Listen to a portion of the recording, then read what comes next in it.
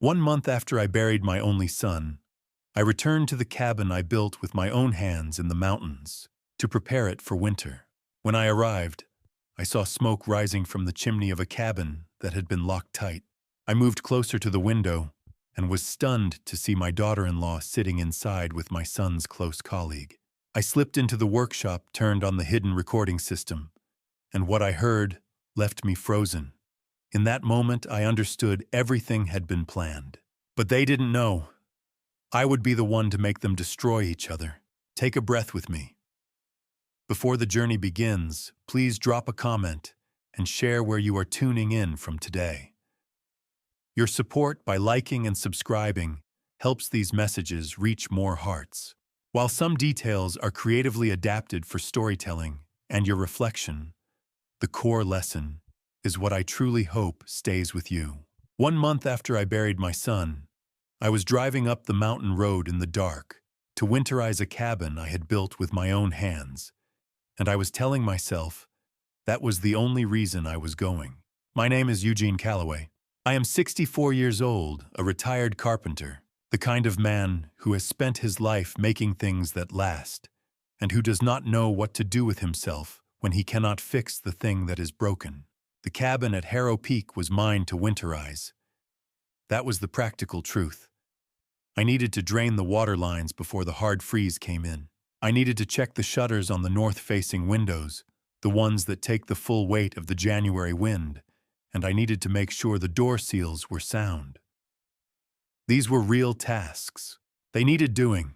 I told myself that on the drive up. I told myself that twice. Ethan Calloway was 35 years old when he went up Harrow Ridge for the last time. He was an environmental engineer who had spent his career reading mountains the way other men read maps. Watershed gradients, soil composition, the precise language of elevation and drainage that most people walk through without hearing. He had been hiking that particular section of trail since he was 12 years old, because I had taught him myself. We had covered every switchback on that ridge together. I knew the trail as I know the grain of white pine, the way I know where a floor joist will take the most stress. I knew it well enough that when the sheriff's department called me in October, I drove up without writing down the directions. He went up on a Saturday, and they found him Sunday afternoon at the base of the ravine below the east outcrop. The case was closed in 9 days. Accidental fall. Steep terrain, difficult conditions, a section of trail known to be uneven near the summit. The county investigator was apologetic and thorough and entirely satisfied with what he had found. I thanked him. I drove home. I sat in my kitchen for 3 weeks and tried to locate the version of myself that knew what to do next. That drive up the mountain was not simple. I had pulled over twice in the first 20 miles once, because my hands were not steady enough on the wheel, and once, because the road through my headlights looked like a road I had driven with Ethan in the passenger seat so many times that I could not fully separate the memory from the asphalt in front of me. Grief does that. It makes the past and the present occupy the same physical space, and it does not ask your permission first. The road from Crestfield to Harrow Peak runs 12 miles of gravel after the last paved intersection, climbing through stands of white birch and red pine that close enough on both sides that my headlights caught the pale trunks strobing past like a countdown. I know that road by its sounds as much as its curves, the way the gravel changes pitch under the tires when the grade steepens, the particular rattle of the truck's front end on the frost-heaved section just below the second switchback. I had driven it in the dark before. I had driven it in January, when the temperature was below zero, and the road was a single compacted track between walls of old snow. The road was not what was difficult that morning. Do you know what grief does to a man who has spent his life building things? It makes every empty room feel like a mistake he made himself. Every surface he fitted and sanded and set level is a record of time he cannot get back to. I had built the cabin at Harrow Peak over 2 summers, 43 weekends, most of them, with Ethan working beside me from the time he was strong enough to hold a framing square steady. He had opinions about the window placement, and was right about two of them. We argued about the roofline pitch, and I let him win because he was 22 years old and had just drawn his first set of architectural schematics on graph paper, and was so visibly proud of the angle calculation that I could not bring myself to override it. He was right about that too. The pitch has shed snow cleanly for 13 years. The tree line broke at the last curve before the approach, and there was smoke, thin and steady, rising from the chimney. I had mortared myself in the second summer from a cabin that had been locked since the day after we brought Ethan home to bury him. I had locked it myself. I had checked every window, every door, the workshop latch in the back. I had stood on the front porch for a long time before I got back in my truck that afternoon in October, and I had not given a key to anyone. I cut the engine. The silence that came in when the engine stopped had weight to it, the weight of a cold December morning at elevation, when there is no wind and the trees are standing absolutely still, and the only thing moving in the world is a thin column of smoke rising from a chimney that should have been cold for 5 weeks. I sat with my hands still on the wheel, and I looked at that smoke for a long time. I got out of the truck without making a decision to do it. The door opened, my boots found the frozen ground, and I was already moving through the snow at the tree line before I had told myself what I was going to do when I got there. I did not take the gravel path. 40 years of job sites teaches you certain things that become automatic. You learn to read a structure before you enter it, and you learn to move quietly around the outside of something you do not yet fully understand. I kept to the edge of the pines, where the snow was packed and silent underfoot, my breath turning to vapor and disappearing, the frozen crust giving just enough under each step to let me know how careful I needed to be. The amber light from the living room window grew clearer through the trees as I came around the eastern side of the cabin. I move toward it as I approach any problem I have not yet diagnosed, without hurry, without assumption, with my eyes ahead of my hands. The cold was working into my fingers. I had not brought gloves. I had not, when I left Crestfield before 5 in the morning, imagined that I would be standing in the December dark, outside the locked walls of my dead son's cabin. So I had not thought about gloves. My hands were bare, and the temperature was somewhere in the low 20s, and the pine bark of the nearest tree was rough and cold when I steadied myself against it to stop and look. 40 years of building things teaches you that the most dangerous moment on any job site is the one right before you find out what you are actually dealing with. Not after you know. Before. The moment before is when a man makes the most mistakes, because the mind fills in what it cannot see with whatever it most fears, and fear makes men do things they cannot take back. I stood against that pine tree, and I made myself breathe slowly, and I looked at what was in front of me before I moved another step. Through the window in the chair nearest the fire there was a woman. She had her feet tucked beneath her. She had a wine glass on the side table to her right, catching the firelight in the way that wine glass had always caught the light from that particular angle. Because I had built that fireplace myself, and I knew how its light moved across the room. She was entirely at ease. That was the word for it. Not comfortable in the way of a guest, but comfortable in the way of someone who knows exactly where the wine glasses are kept and has not thought about it consciously in some time. I want to tell you what it felt like to see the scarf. I need you to understand what I am about to tell you because the facts of it are simple and the weight of them is not. Through the side window, I saw Lauren Voss, my daughter-in-law Ethan's wife, 34 years old, the woman who had wept on my shoulder in the church parking lot and told me she could not bear to return to this place because it held too much of him sitting by the fire in the dark forest green. Scarf I had knit for my son with my own hands the previous winter. I had spent a month making that scarf. I taught myself from a beginner's knitting book that Ethan had found at a yard sale because he thought it was funny that his father, a man who had framed houses and set roof trusses and poured concrete footings in January, wanted to learn something new at 63. He thought it was the funniest thing I had done in years. He called me 3 times while I was making it to ask how it was going And each time I told him it was going badly, and each time he laughed and said to keep going. The color was a deep forest green. I had chosen it because it was close to the color of his eyes, a thing I would have been embarrassed to say to him directly, so I never did. There is a dropped stitch near the left end where I lost count somewhere in the 5th row. Ethan saw it when I gave it to him and said it gave the scarf character, and he meant it, and he wore it every cold morning for the rest of the winter. The scarf was on Lauren's shoulders. She reached for her wine glass with the ease of a woman entirely at home, entirely without urgency in a room where she had told me she could not bear to be. It was my scarf, on her shoulders, in his chair, by his fire. I stood at that window long enough for the cold to work all the way through my fingers, long enough to watch her settle back against the cushion, without looking toward the window, without looking toward anything in particular. The way a person sits when the room they are in belongs to them.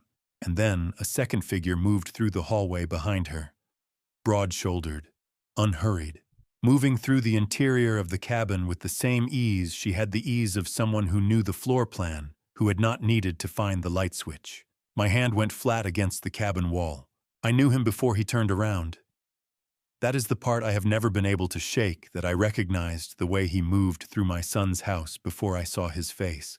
The second figure came out of the hallway and into the kitchen, and what I registered first was not his face, but his certainty. The way a man moves through a space he owns. Not tentative, not exploratory, settled.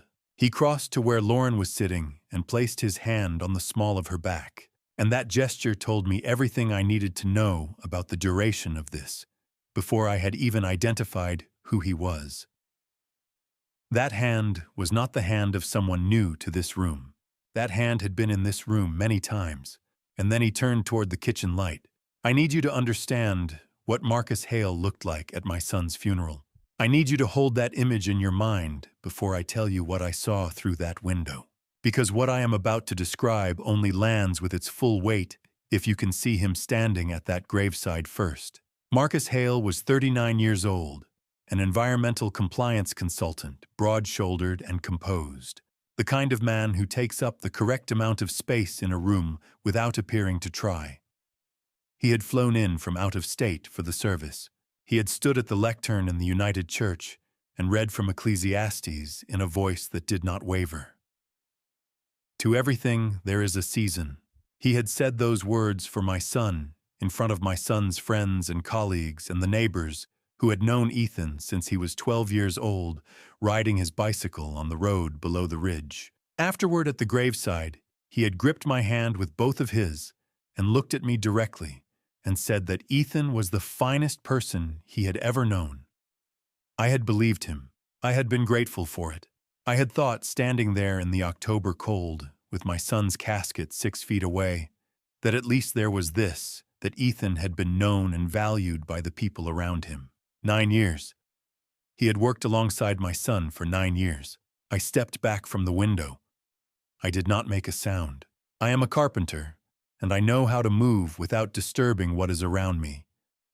How to shift weight from one foot to the other on frozen ground without creating a sound that carries. How to pull back from a surface without scraping. How to breathe in a way that produces no vapor visible through glass. I did all of these things without deciding to do them. My body managed the situation while my mind was occupied with something else. What my mind was occupied with was the specific arithmetic of 9 years. 9 years of shared work, watershed projects, field surveys, the kind of professional proximity that builds a fluency in another person's habits and rhythms and silences. 9 years during which Marcus Hale had known my son's schedule, my son's routes, my son's physical routines on trail. 9 years during which Ethan had trusted him the way you trust a person who has never given you a reason not to.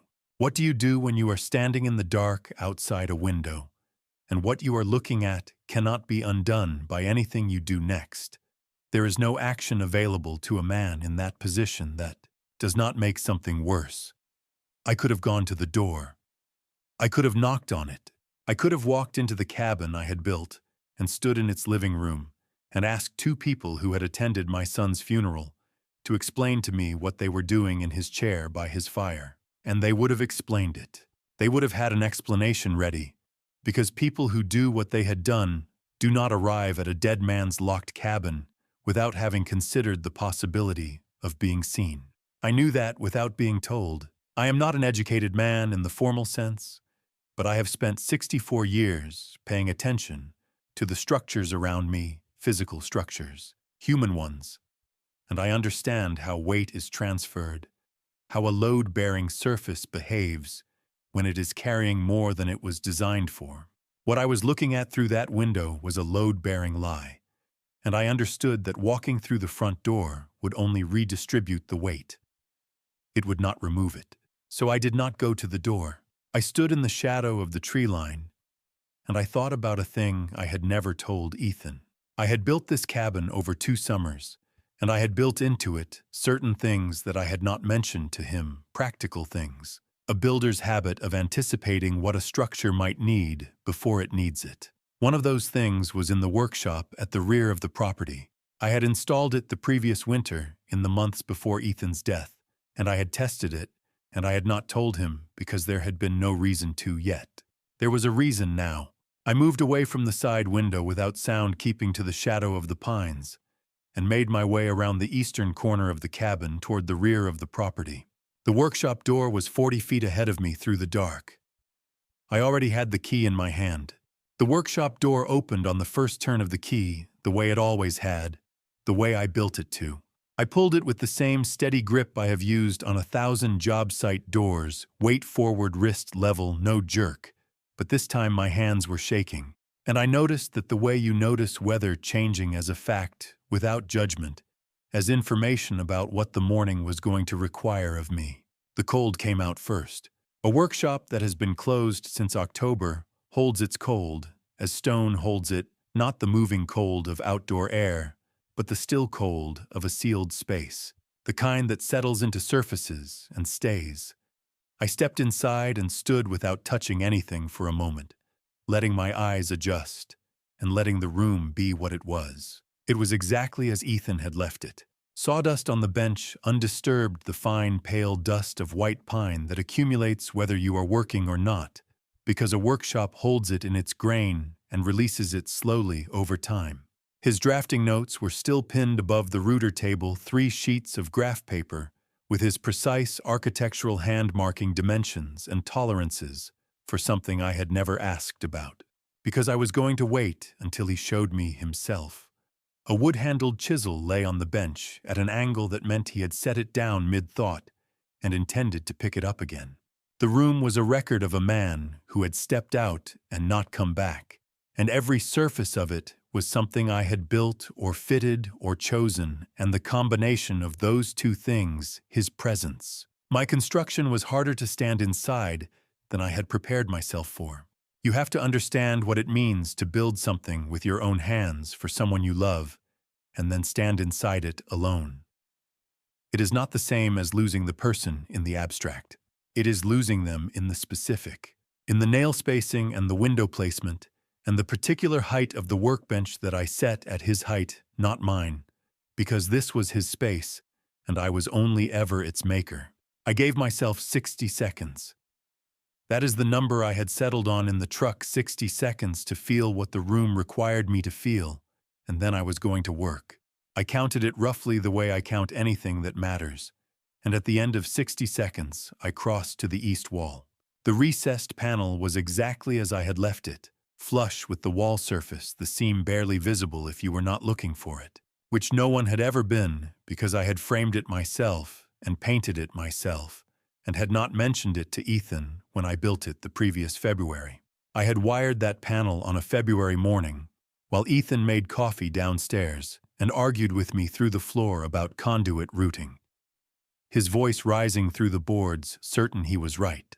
He was not right technically, but the argument was one of the better hours I had spent in that cabin. I won the argument. I have wished every day since that I had let him win. The key was behind the junction box on the ledge I had set into the wall, framing specifically, for it not hidden in any elaborate way, just placed where I would remember, and no one else would think to look. My hand found it before my eyes did. Muscle memory, which is the most honest kind of knowing. The panel swung open on the smooth pivot I had installed, and there it was. The recording hub, a compact unit the size of a thick hardcover book, blinking amber in the dark of the housing. The amber light was steady. Not the irregular blink of a low battery or a system fault, the slow, regular pulse of a unit with power and storage capacity and an active recording state. The system had never gone offline. Through 91 days of cold, through the funeral, and the locked cabin, and every morning I had spent in Crestfield, not driving up that mountain road, this unit had been recording. I found the monitor cable in the housing bay, where I had coiled it, and connected it to the small screen I had mounted inside the panel door. The file counter loaded in stages, first the camera zones, 4 of them all active, all with continuous footage, and then the timestamp range. The earliest file was dated the day after Ethan's funeral. The most recent was time-stamped this morning 2 hours ago while I was still on the road. 91 days. Ethan had been gone for 91 days. Someone had been here for all of them. I steadied myself against the bench, and I looked at the file counter, and I breathed the way I breathe when I am standing on a roof in wind and need my center of gravity to stay where I put it. Deliberate, even, measured. The kind of breathing that is also a form of architecture, a structure you build inside yourself when the external structures are not enough. I moved the cursor to the earliest file, the night of the funeral. I pressed play. The monitor flickered once. As the first frame loaded a grainy, wide-angle image of the living room, the fireplace lit the couch occupied. 2 figures side by side, close in the way that people are close when they have stopped thinking about the distance between them. The image was resolving slowly. I recognized them both before it finished. The first thing I noticed was not Lauren. It was the key. The footage from 5 weeks after the funeral opened on the front door of the cabin. My front door. The one I had hung and fitted and trimmed myself over the course of an October afternoon 2 summers before, and Lauren was standing at it with a key already in the lock. She did not fumble. She did not check twice the way a person checks twice with a borrowed key, because a borrowed key never quite feels like it belongs to the hand holding it. She inserted it and turned it in one motion, with the ease of someone who had done it many times before, and the door swung open, and she walked inside without pausing on the threshold. I built that lock myself. I know its tolerances, the way I know the tolerances of every piece of hardware I have ever fitted, the specific resistance of the tumbler at the second pin, the quarter turn that releases the bolt, and the way the door needs to be lifted slightly on cold days because the frame swells. The key she used moved through that lock without any of the small corrections a copied key typically requires. It was not a rough copy. It was a careful one made from a good impression cut by someone who knew what they were doing. She had not found a spare key or borrowed one. She had planned this access. She had obtained it deliberately before Ethan was in the ground. I need you to understand what it means to build a lock with your own hands, to select the hardware to set the plate, to know every pin of the mechanism, and then watch someone open it who was never supposed to have a key. It is not the same as having your home broken into. It is something more specific than that. It is the violation of a thing made precise. 40 minutes after Lauren entered the cabin on the recording, Marcus Hale's truck appeared at the edge of the frame. He parked where the gravel widens, the same spot I park when I do not want to block the workshop access, which means he knew the property well enough to have a preference. He did not knock. The door opened from the inside. Before he reached the porch steps, Lauren had heard him arrive, and he walked in the way a man walks into a place he considers his own. No pause. No orientation. No brief inventory of the space that a person performs when entering somewhere unfamiliar. On the monitor, I could hear them through the speaker, faint but clear enough. Lauren's voice: "First, you took the back road. Marcus, matter of fact, nobody uses that road in November." That was their entire greeting. Not "how are you?" Not "I missed you." just the logistics of arrival handled between two people for whom the logistics had long since become routine. I went through the remaining footage in sequence. Not all of it, not in that first sitting, but enough to establish the pattern. 4 visits, then 6, then 9. 9 separate evenings across the month of November, when my son had been dead for less time than it takes a man to learn a new trade. Ethan had been in the ground for 9 weeks, and they had been here 9 times. On the 7th recorded visit, I found the moment that stopped me. Lauren was sitting in the chair closest to the fire, Ethan's chair, the one with the worn armrest on the left side, and Marcus said something I could not hear clearly at the volume I was running. Whatever it was, it made her laugh. Not the restrained, self-conscious laugh of a person in a space that still holds someone else's presence. A full laugh, unguarded, the kind that means the body has stopped managing itself. I had heard that laugh before. I had told Ethan once early in their relationship that Lauren had a good laugh, the kind that meant she was actually listening, the kind you cannot produce on purpose. I had been right about the laugh. I had been wrong about everything surrounding it. She said, "Nobody ever comes up here, not even his father." Marcus said, "Then we have all the time in the world." I paused the footage on Lauren's face in the moment, after she laughed, the firelight moving across her expression, with the warmth that firelight gives everything, regardless of what it is illuminating. I looked at that face for a long time. I had sat beside this woman in a church. I had stood with her at a graveside in October, and felt grateful that Ethan had someone to grieve alongside him who had known him as well as she did. I had believed because I had needed to believe that her grief was the same category of thing as mine. Her laugh. I was right about the laugh. I was wrong about everything else. I released the pause and let the footage run. Marcus was still close to her in the frame, saying something in a lower register that the speaker was not picking up cleanly. I reached forward and turned the volume dial up 2 notches. The audio sharpened slightly. I caught fragments, dates, a number, something about months, and then one word arrived through the speaker with perfect clarity while Lauren was still smiling from her laugh. Policy. Lauren was still laughing on the screen when Marcus leaned in and said it. I did not catch the full sentence. I did not need to. I rewound it 3 times before I was certain my hands were steady enough to write down the number. Not because I doubted what I heard. I had heard it clearly on the first pass, Marcus's voice, low and deliberate, the kind of low that men use when they believe no one is listening. What I needed was to hear it again, the way a carpenter measures twice before the first cut, not from doubt, but from discipline. The full sentence was this. The incontestability clause runs 24 months from June 2022, which puts us 8 months out from the window closing. I wrote it down word for word in my field notebook. The one Ethan had given me for my 62nd birthday, the one with the green cloth cover and the pencil loop on the spine. He had written inside the front page, "For the measurements that matter most." I did not think about that inscription while I wrote. I thought about nothing except the exactness of what I was recording. The monitor showed the timestamp at the bottom right corner. November 14th, 2023, 8:47 in the evening. Lauren was on the couch to Marcus's left. Her legs folded beneath her, a glass of something amber on the table in front of her. The fireplace was lit. The fire I had built in that fireplace for the first time in 1989, the summer Ethan turned 3. I stopped thinking about that too. The figure Marcus had spoken, $2.8 million, I had already written down on the page above. I circled it. $2,800,000.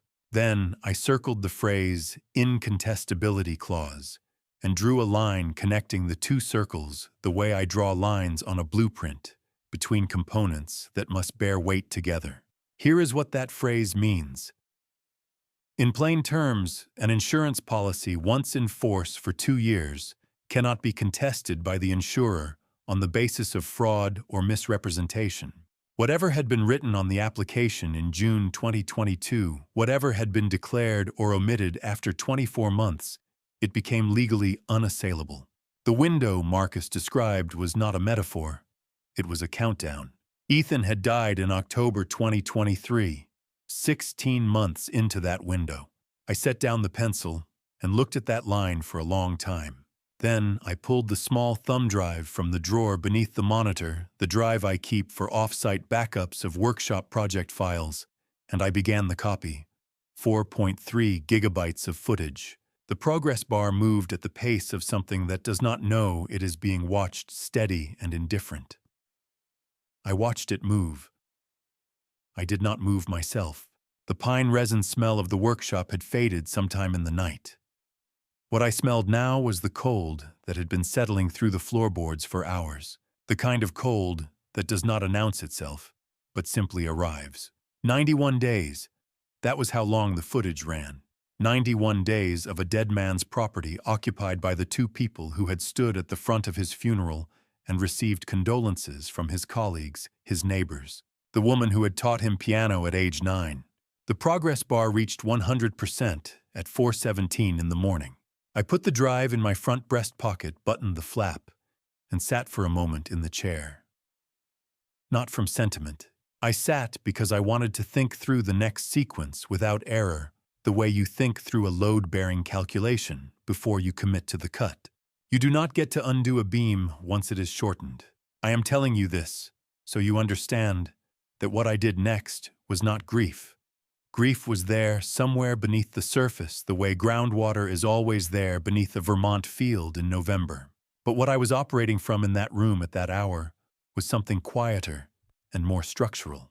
I was operating from the same place I operate from when a client brings me a problem that looks unsolvable, a rotted sill plate, a foundation that has shifted 3 inches over 40 years, and I look at it until I can see the sequence of steps that will make it right. I drove the mountain road in full dark. The truck's headlights caught the tree line on both sides, the birches white as chalk, the road empty in both directions. I did not play the radio. I drove the 41 minutes to my house in Crestfield in complete silence, which is the way I drive when I am building something in my mind. By the time I pulled into my driveway, I had made 2 decisions. The first, I would not go to the Vermont State Police. Not yet. Not with only the footage. A recording made by a private system on private property with no chain of custody, no forensic authentication, no corroborating physical evidence. I had spent enough years building things to know that a case unsupported on 2 sides will not stand. The footage was one side. I needed the other. The second decision followed from the first. There was one person in Lamoille County who could tell me whether what I had was enough to build on, and more importantly, whether there was a second structure already in existence that I did not yet know about. Not a lawyer, not a detective, someone who had been in the room years before I had, when a different set of numbers appeared in a different notebook. I sat in the driveway with the engine off and the thumb drive buttoned against my chest. It was not the police station I was pointed toward when I finally opened the truck door and walked to my house in the dark. It was a front porch in Morrisville, 11 miles north, where a man I had known for 30 years kept his porch light on until 7 in the morning and never asked why you came early. Walt Ingram, 67 years old, retired private investigator with 25 years in the field, and the man Ethan had called Uncle Walt since he was old enough to say the name, opened the door before I finished knocking. He looked at my face, then at the thumb drive in my hand. Then he stepped back without saying a word and held the door open for me to come through. The porch light was still on against the pre-dawn dark. I had gripped the railing coming up the steps, the iron cold and damp under my palm, and I noticed without thinking that Walt had repainted it since summer, a careful man, that kind of careful. Inside the kitchen smelled of coffee already brewed, the most ordinary smell in the world, and it sat strangely against everything I was carrying in my chest. Walt said, "Sit down, Gene. Coffee's already on." I sat. I set the thumb drive on the table between us. Walt poured 2 cups and brought them over and sat across from me. His hands settled around his cup the way they always settled, still unhurried. The hands of a man who has learned that stillness is a form of precision. He did not ask me anything. He waited. I told him everything. I started with the porch light I had seen from the road a month after the funeral. I told him about the smoke from the chimney of a cabin I had locked myself.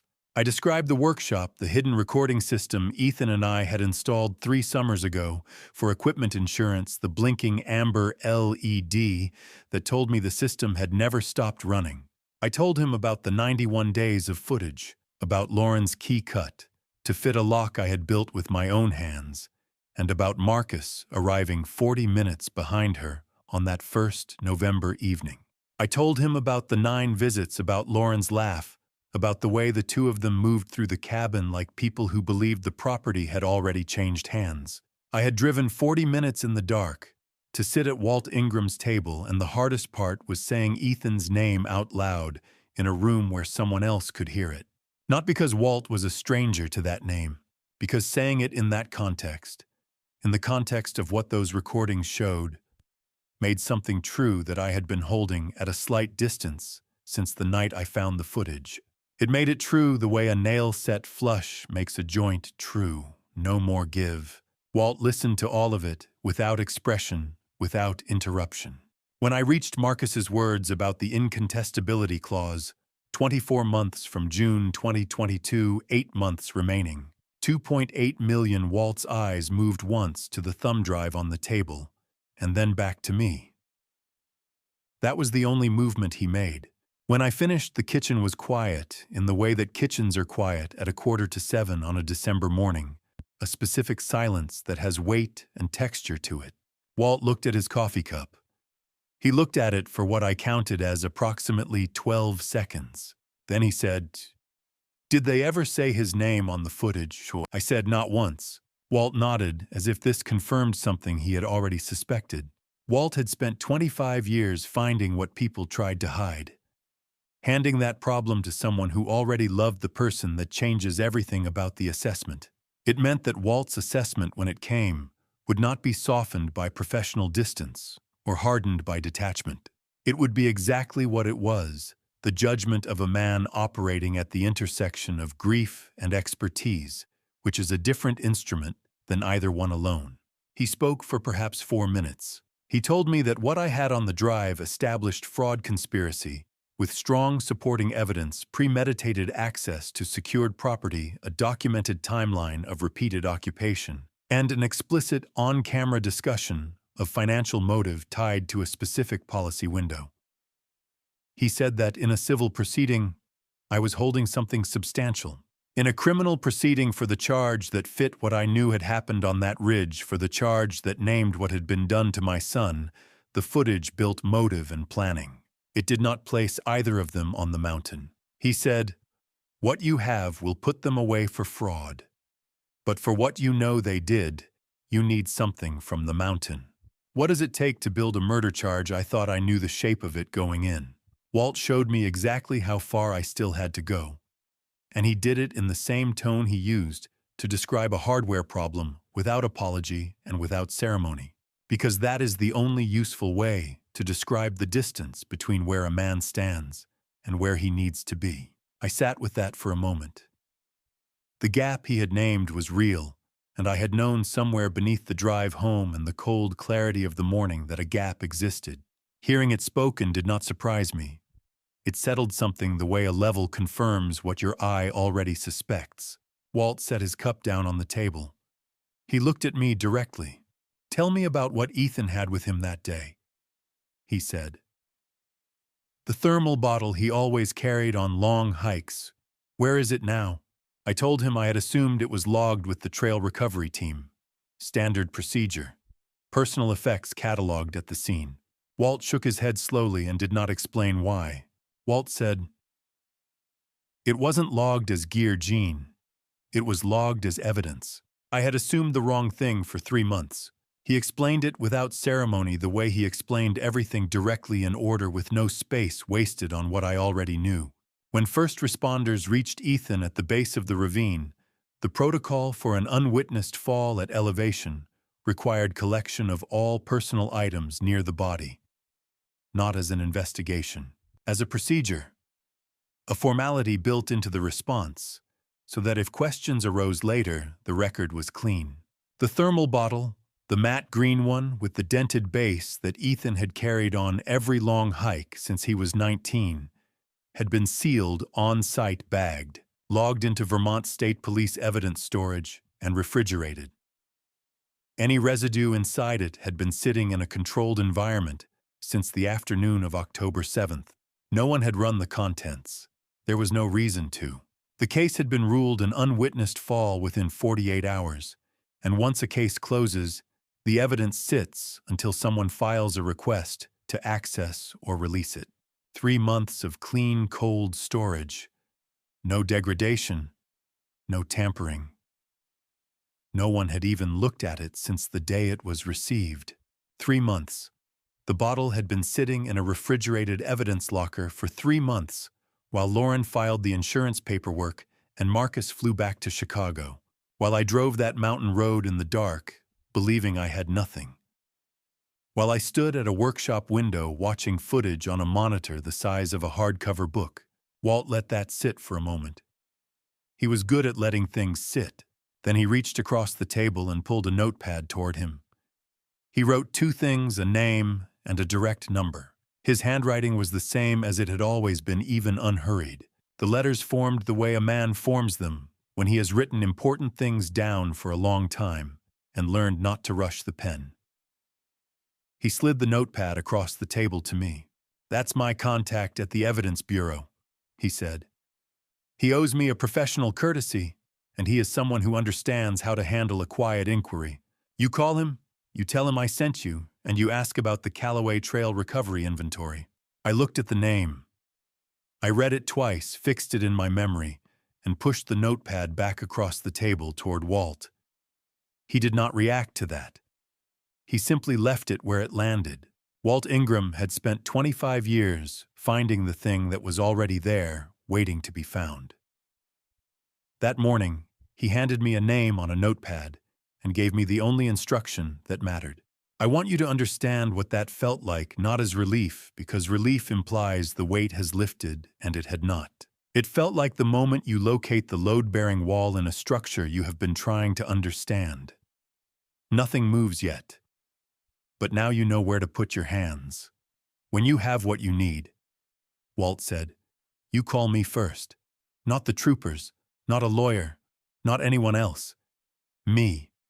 I asked him why the sequence mattered. He looked at me for a moment, in a way that meant he had already thought through the answer and was deciding how much of it I needed right now. "Because what happens next depends on how the first call is made," he said. "And I need to be the one who makes it." I did not push further. With Walt, the instruction and the reason were usually delivered together when both were needed, and separately when only one was. I had known him long enough to understand the difference. We stood at the same time without discussing it. At the door, he put one hand on my shoulder, a brief, deliberate contact, the weight of it exactly measured as Walt did most things. The thin December light had arrived, while we talked pale and flat against the porch boards. The gravel in the driveway gone from gray to the particular colorless brown of a Vermont morning in the first week of December. I walked to the truck. I sat for a moment without starting the engine. My hands on the steering wheel through the gloves, the cold of it coming through the leather the way cold always finds the thin places. The thumb drive was in my breast pocket. The name Walt had written was fixed in my memory. I ran the sequence forward the way I run a build sequence: contact call, evidence access request, toxicology Walt, and then whatever Walt determined came after Walt. I have framed enough structures to know that a foundation holds what you build on top of it, but only if you pour it in the right order. I was not ready to pour yet. The call needed to come first, and the call needed to come from a rested mind. Not a mind that had been awake since 3 in the morning running numbers through the dark. I started the engine and drove toward Crestfield. I told myself I would sleep. I told myself I would make the contact call in the morning, when I could speak calmly and think clearly and give the man on the other end of the line exactly what he needed to hear, no more and no less. That was the plan I drove home with. By 8 o'clock that night, I was back on the mountain road, headlights off for the last quarter mile. The September files were at the bottom of the archive. I almost did not look. I told myself I had enough: the November footage, the key, the clause, the dollar figure. I scrolled down anyway. The timestamp read September 14th, 2023, 6 weeks before Ethan died. The camera angle was the same as all the others, fixed wide, covering the main room from the corner mount. The fire was not lit. The overhead light was on the one Ethan had rewired with me the summer before. The bulb we had argued good-naturedly about for 20 minutes, because I wanted incandescent, and he wanted LED, and we had eventually compromised on a warm-tone LED that pleased neither of us, completely, and both of us enough. That light was on now, and underneath it, Marcus had a topographic map of Harrow Ridge spread across the table. Lauren was leaning over it from the other side. Her finger found the contour lines near the summit. I could see them even at the camera's resolution, the tight concentric rings that indicate steep elevation change, and she traced to the northeast face where the ridge narrows before the outcrop. Marcus said 60 feet to the ravine floor, maybe more depending on where he goes over. Lauren said, the outcrop near the summit, how far? And Marcus moved his finger to the exact location where my son was found. I want you to understand what it means to watch two people plan your son's death in a room your son built on a table he sanded himself under a light he helped you wire. I had thought I understood the shape of what had been done to him. I had thought the November footage had given me the full picture. I was wrong. The November footage was the execution. September was the architecture. And architecture, I know better than most, is where every deliberate decision lives. I did not move my hand from the bench. I did not stop the recording. Lauren straightened and spoke in a register I recognized from the times Ethan had mentioned her work, the flat, informational tone of someone explaining a pharmaceutical interaction to a patient who does not need to understand the mechanism, only the outcome. She named the compound cyclobenzaprine.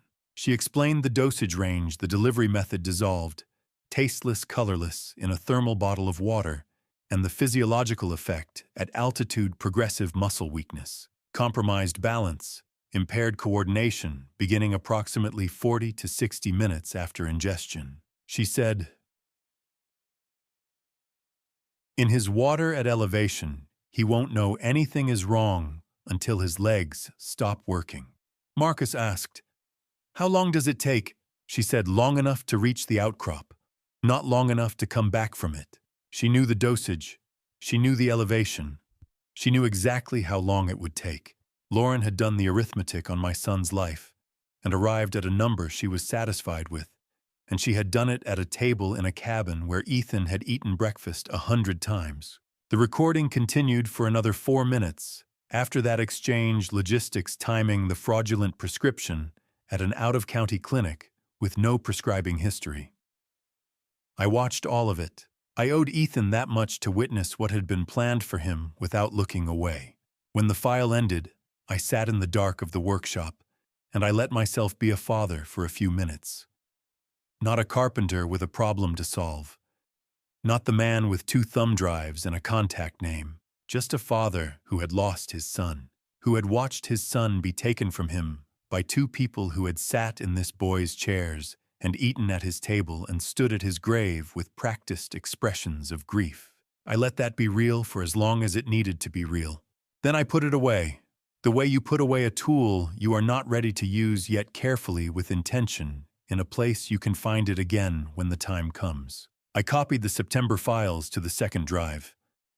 I checked that both drives were identical. I restored every setting on the monitor to what it had been when I arrived.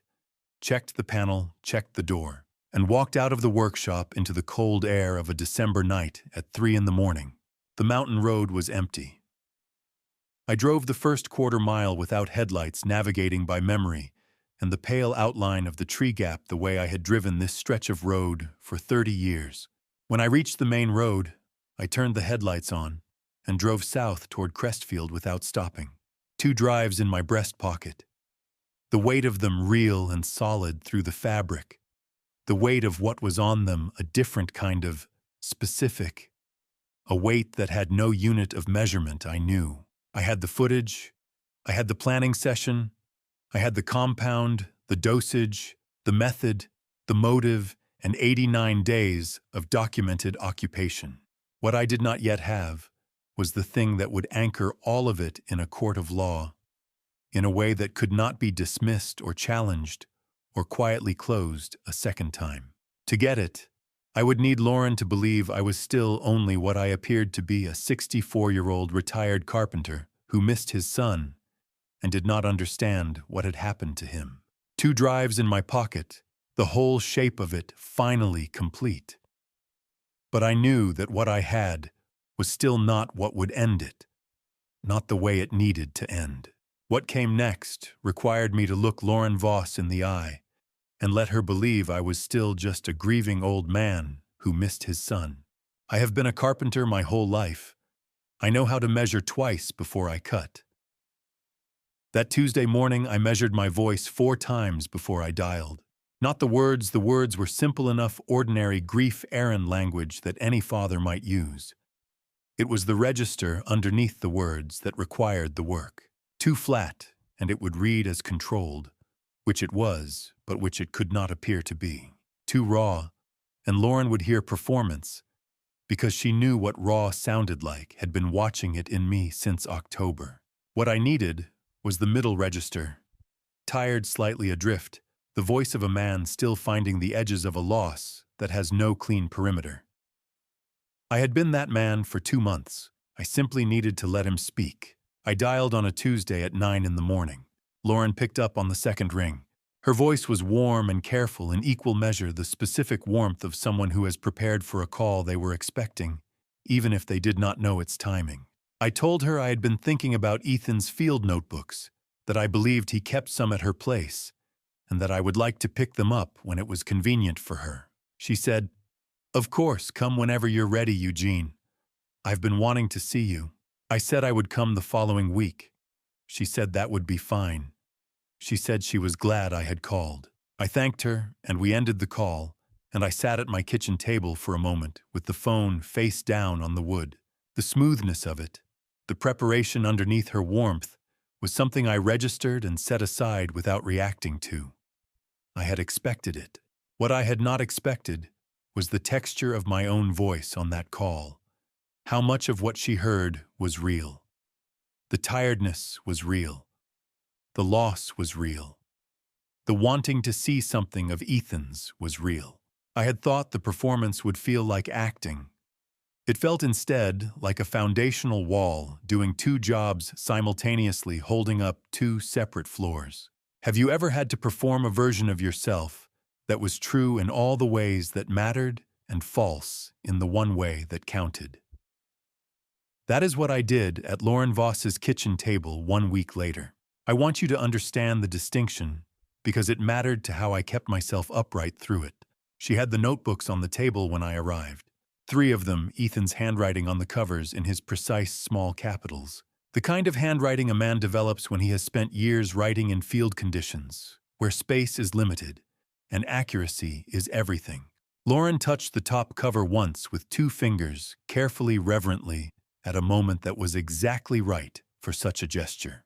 I watched her do it, and I understood that she had thought about this visit, had prepared for it, the way I had prepared for the phone call, and had arrived at the same conclusion that the authentic emotion available to her was the most convincing material she had. We talked about Ethan. We talked about the things you talk about when 2 people who love the same person sit together in the weeks after he is gone. The particular details that do not belong in a eulogy, but that hold the shape of a person more accurately than the things that do. I have built enough houses to know that the most dangerous thing in a structure is not the obvious crack, it is the weight-bearing wall that looks exactly like the others. Sitting across from Lauren, I could feel the hidden weight she was carrying. I could feel it in the precise control of her pauses, the way her eyes moved to the notebooks, at the right intervals, the specific quality of her stillness when I was speaking. I let the conversation find its natural rhythm. I drank the coffee she offered. I asked about nothing that mattered until I was midway through a sentence about the funeral service. And then I let Marcus's name fall into the conversation, the way you let a small stone fall into still water, not thrown, not placed, simply allowed to drop. Marcus said something similar at the service, I said. Have you heard from him since? Lauren said after a half-beat that lasted approximately 1 full second, once or twice. You know how it is, people drift after. It lasted less than a second. That expression.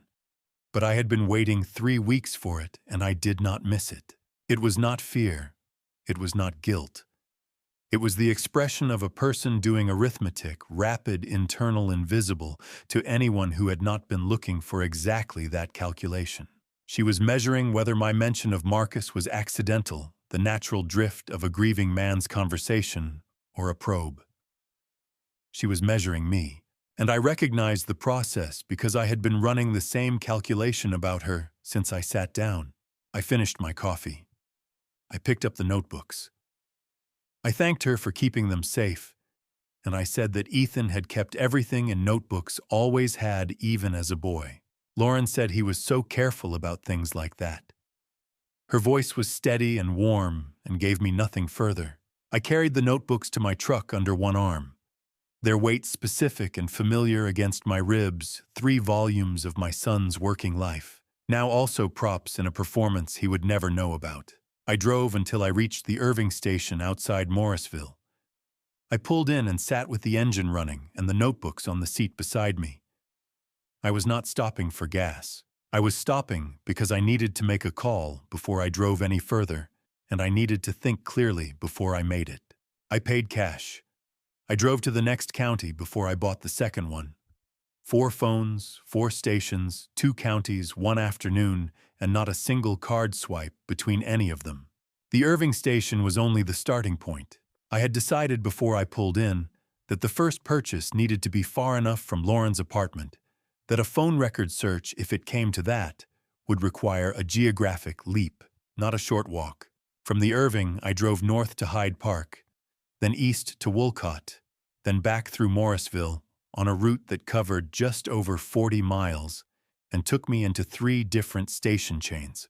At each stop, I paid in cash, took the smallest prepaid unit they stocked, and bought a bottle of water alongside it, so the purchase read like a road stop, not a procurement.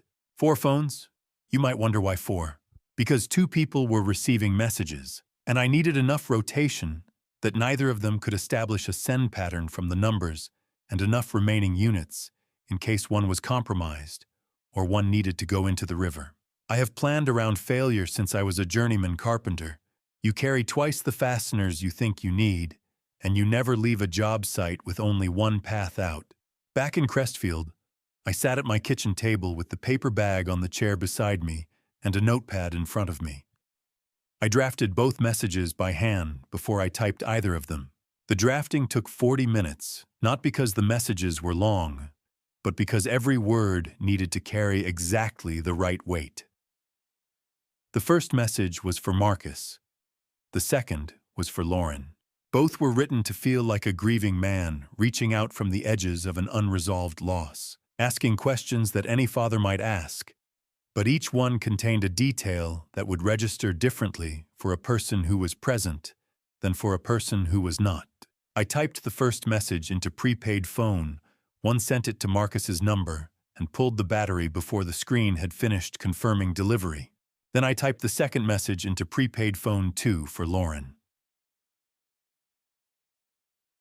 The trail report from that weekend has gaps in it.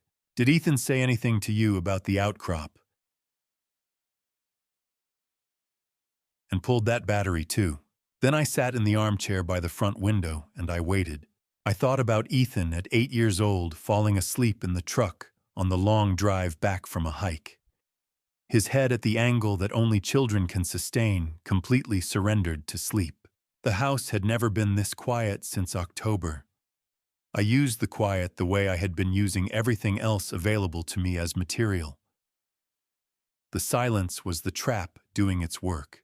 Every minute that passed without a response was a minute in which 2 people somewhere in Vermont and Illinois were deciding how to react, what to say, whether to call each other first or wait. I did not need to do anything during those minutes. I only needed to let them pass. If you are still here with me, please drop a quick comment to let me know you're still on this journey. Type the number 104 below if you can feel the weight of what Eugene is carrying. And a small reminder, the following segment includes some reimagined elements for the narrative. If you prefer not to continue, you may step away from the video now. 38 minutes. She did not call to comfort me. She called to find out what I knew. My regular phone lit up with Lauren's name at 7:49 in the evening. Not a prepaid number. Not Marcus. Lauren calling the phone. She had always called the number she had for me since the year Ethan introduced us.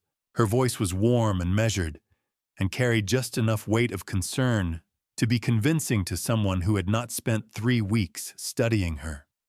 Eugene, she said. I heard from Marcus this morning, actually, and I just wanted to check in. Are you doing okay? I registered 2 things in the space of a breath. The first she had called my regular phone. Not a prepaid, not a line she found through a search. The number she had always had for me, which meant she had not needed to find it, which meant my regular phone had been accessible to her or to Marcus in a way that was more current than a contact saved at a dinner 2 years ago. The second she had called before Marcus did, which meant she was not reacting to his call, she was managing it. Marcus had contacted her first, and she had made the decision to call me herself on his behalf in a voice calibrated to sound like independent concern. I said, "Some days are harder than others. I appreciate you calling Lauren." She said a few more things. I answered them in the register she expected. The call lasted 4 minutes and 12 seconds, and when it ended, I sat in the same armchair by the window and did not move for a while. She had been watching me while I was watching her. I understood that now with the kind of clarity that settles in after confirmation rather than before it. I thanked her for calling, told her the same days were the hardest, and said goodnight. Then I sat very still and thought about what it means to be the one who knows that both sides are watching and only one side knows it. The second message was shorter than the first. 6 words to Marcus. I had learned something from decades of work. The smaller the crack you introduce into a structure, the further it travels before anyone thinks to look for the source. 3 days after Lauren's call, I sat at my kitchen table and worked out both second-round messages by hand before I touched either phone. The first to Marcus read, "Someone was at the outcrop before Ethan was." That was all. No question. No accusation. 6 words containing one detail that had appeared in no trail report. No ranger's log, no news item, a detail sourced from the September footage alone. From Marcus's own finger tracing the contour lines of the ridge on a topographic map in my son's living room. The second to Lauren read, "The weather that morning doesn't match what you told the ranger."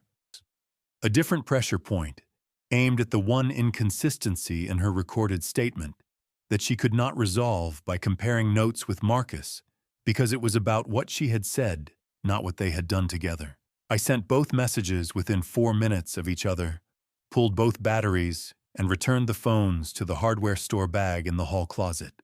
A guilty person's imagination is the most powerful instrument available to anyone applying pressure from the outside. I did not need to tell them what I knew. I only needed to tell them enough that their own fear would construct the worst version of what I might hold, would keep them awake calculating the perimeter of my knowledge from the inside of their own guilt. You cannot do that with certainty. You can only do it with implication. I had spent the previous week learning where the walls were. Now I was introducing the cracks. Over the following week, I sent 3 more messages on rotation across the remaining phones, each from a number that had not contacted either of them before. Each message was fragmentary, a reference to a time, a location, a discrepancy. None of them said what I knew directly. Each implied that someone knew more than the official record showed. I logged every send timestamp and exact wording in a separate notepad. I kept inside the center console of my truck, tucked under the heating system manual, in a place that would not be visible to anyone who opened it casually. Lauren called my regular phone twice more that week. The first call came on a Wednesday evening. She asked about Ethan's professional contacts, whether I had spoken to his department since the service, whether there were colleagues who might want to gather informally. I said I had not been up to it yet. She said she understood completely. Her voice carried the same register it had always carried, warm, careful, weighted, with appropriate sorrow. What had changed since her previous call was in the pauses, small hesitations she inserted, where there had been none before. The kind that belonged to a person running two conversations simultaneously, the one she was having with me and the one she was having with herself about how much I knew. The second call came 4 days later. That was the one that told me what I needed to know. She mentioned Marcus before I gave her any opening. He came into the conversation as a subject of worry. She had been thinking about how he was coping, she said, because he had always carried things alone, and she was not sure he had people around him now. She used the word unreachable about him, not as information delivered to me, but as a word being tested in the open air between us, heard for the first time from the outside. She said, "He always carried things alone.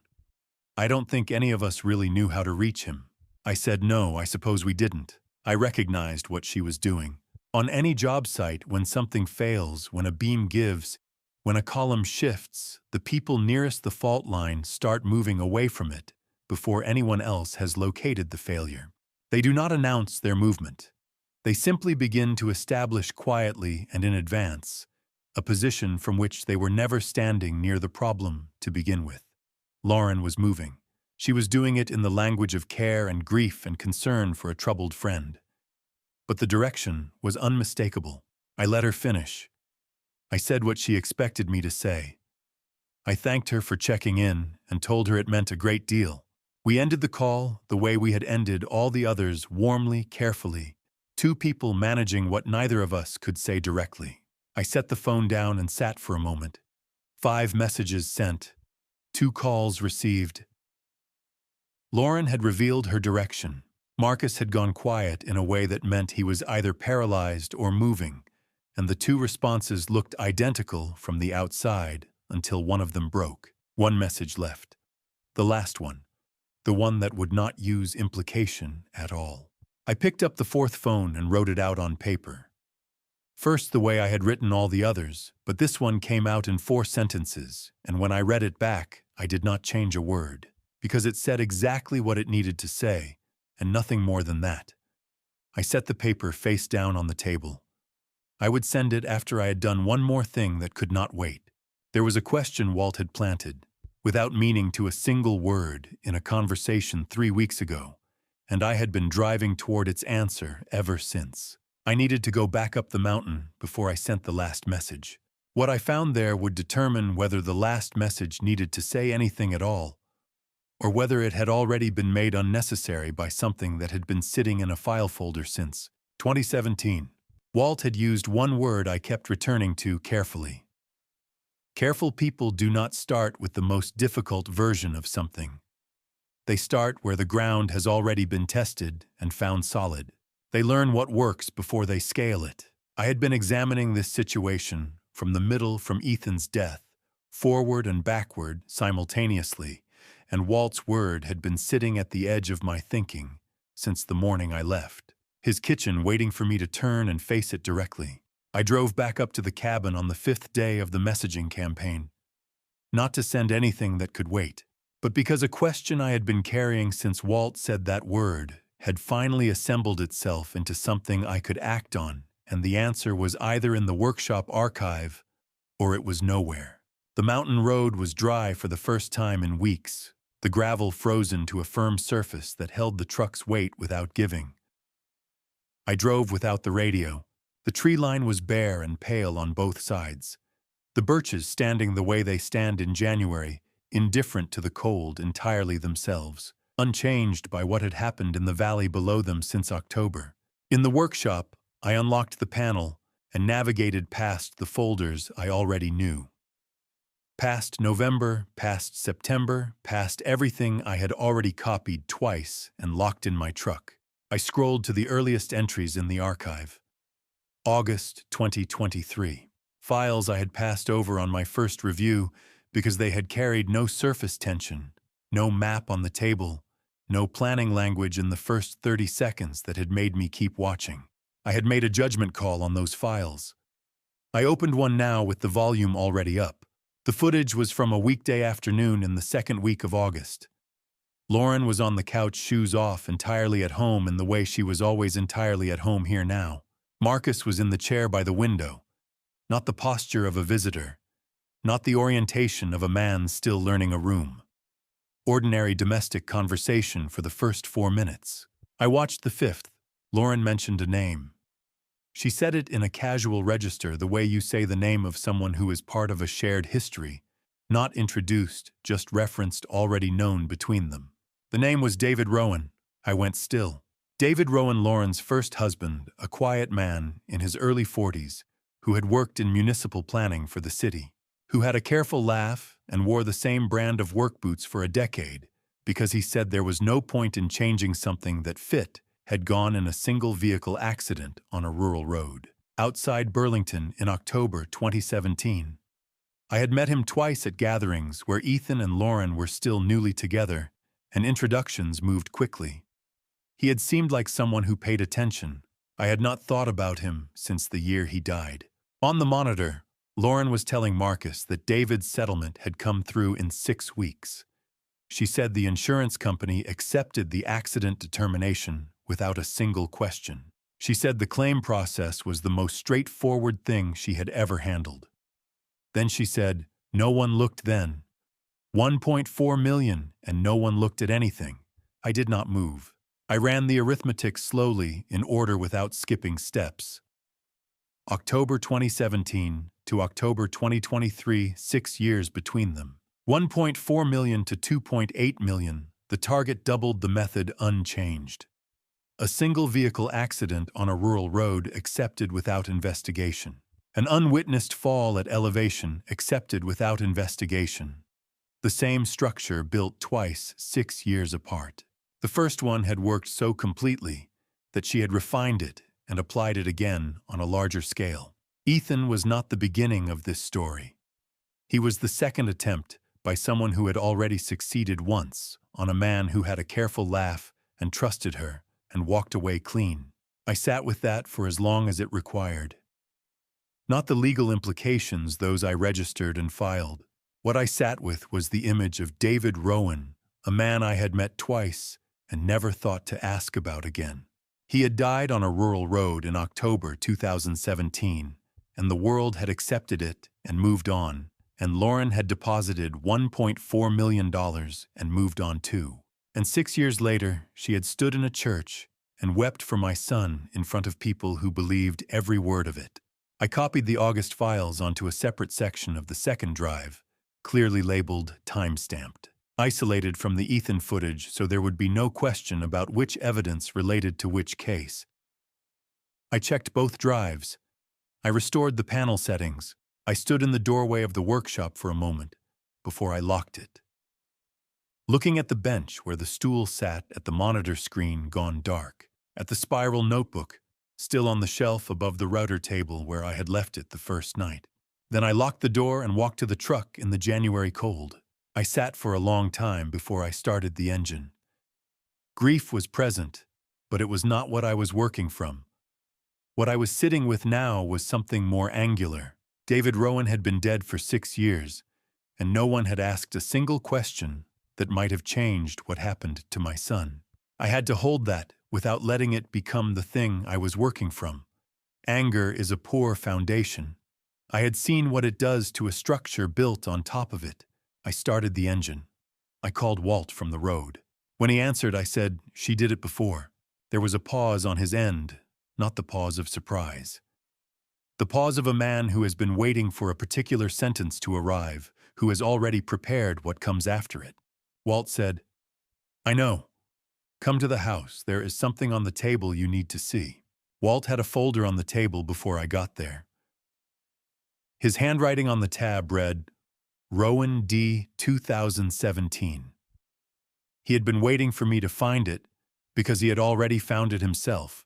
I sat down across from him without taking off my coat and looked at what he had assembled. The folder held a copy of the original crash report from the 2017 accident, a note in Walt's handwriting, cross-referencing the case number with the insurance claim filing date, and a single highlighted line in Section 4 of the report, brake wear pattern inconsistent with vehicle mileage and age, flagged by first responding officer, no follow-up action taken. That was the line, 7 words in a report that had been sitting in a state archive for 6 years, correctly identified and then abandoned, because the investigation closed the same week it opened, and no one had any reason to go back. Walt said, the brake wear was flagged in the original report. Line item Section 4. Nobody followed it because the case was already closed. He said it the way he said everything, directly, without apology for the weight of it. As a man who has learned that the most respectful thing you can do with a difficult truth is deliver it cleanly. The brake wear was in the report. Line item Section 4. It had been sitting in a file for 6 years, flagged and ignored, while David Rowan stayed in the ground and Lauren Voss settled the claim and deposited $1.4 million and moved forward with her life. 6 years, and now it was on Walt's kitchen table. Walt told me he had filed a formal review request through his state bureau contact that morning, before I called him from the truck, before I said what I said. He had submitted the request based on what he had independently assembled over a period I did not ask him to specify, and which he did not volunteer. The review was active and assigned to a state-level examiner. I asked him how long he had been working on it. He said, long enough to know the break notation was worth preserving. That was all he said about the timeline, and I did not press further. There are men who do the right thing quietly, and then tell you about it only when the telling serves a purpose. Walt was that kind of man. He had been carrying his half of this in a folder with a handwritten tab alone, and he had waited until I arrived at the same point from a different direction before laying it on the table between us. Walt explained the prosecutorial architecture in the same tone he had used for the insurance clause mechanics 3 weeks earlier, with 2 cases, same defendant, similar method. The Rowan review, running in parallel with the Ethan evidence, transforms Lauren's legal exposure from a single charge to a demonstrated pattern. A jury that sees one incident weighs it against the standard of reasonable doubt. A jury that sees 2 incidents separated by 6 years, same financial structure, same result, weighs something different. Walt used the word character evidence. He said it is a material difference. I listened to all of it. Then I asked the only question that had been sitting in my chest since I first heard Lauren say David Rowan's name on that monitor. I asked whether David Rowan's family knew any of what we were discussing. Walt asked me if I wanted to be the one to contact them. I want you to understand what that question costs. It means going to people who have already completed their grief, who have done the terrible work of closing around a loss and learning to carry the shape of it, and telling them that what they were told about how it happened was not true. It means reopening something that cost them everything to close. Walt was not asking me to spare him a difficult conversation. He was asking me whether I understood what I was taking on and whether I was prepared to do it correctly. I told him I would make the contact. He nodded and did not say anything further about it. That evening, I drove to a municipal parking lot on the far side of the county, a hardware supply warehouse lot, no cameras on the adjacent street, one overhead light casting a yellow circle on the empty asphalt. I had the last prepaid phone and the notepad. I wrote the message out by hand. First, the way I had written all the others, but this one was different. It was 4 sentences. It named David Rowan directly, and it said what I knew without implication or perimeter. I told Marcus I knew about David Rowan. I told him I knew what happened in 2017.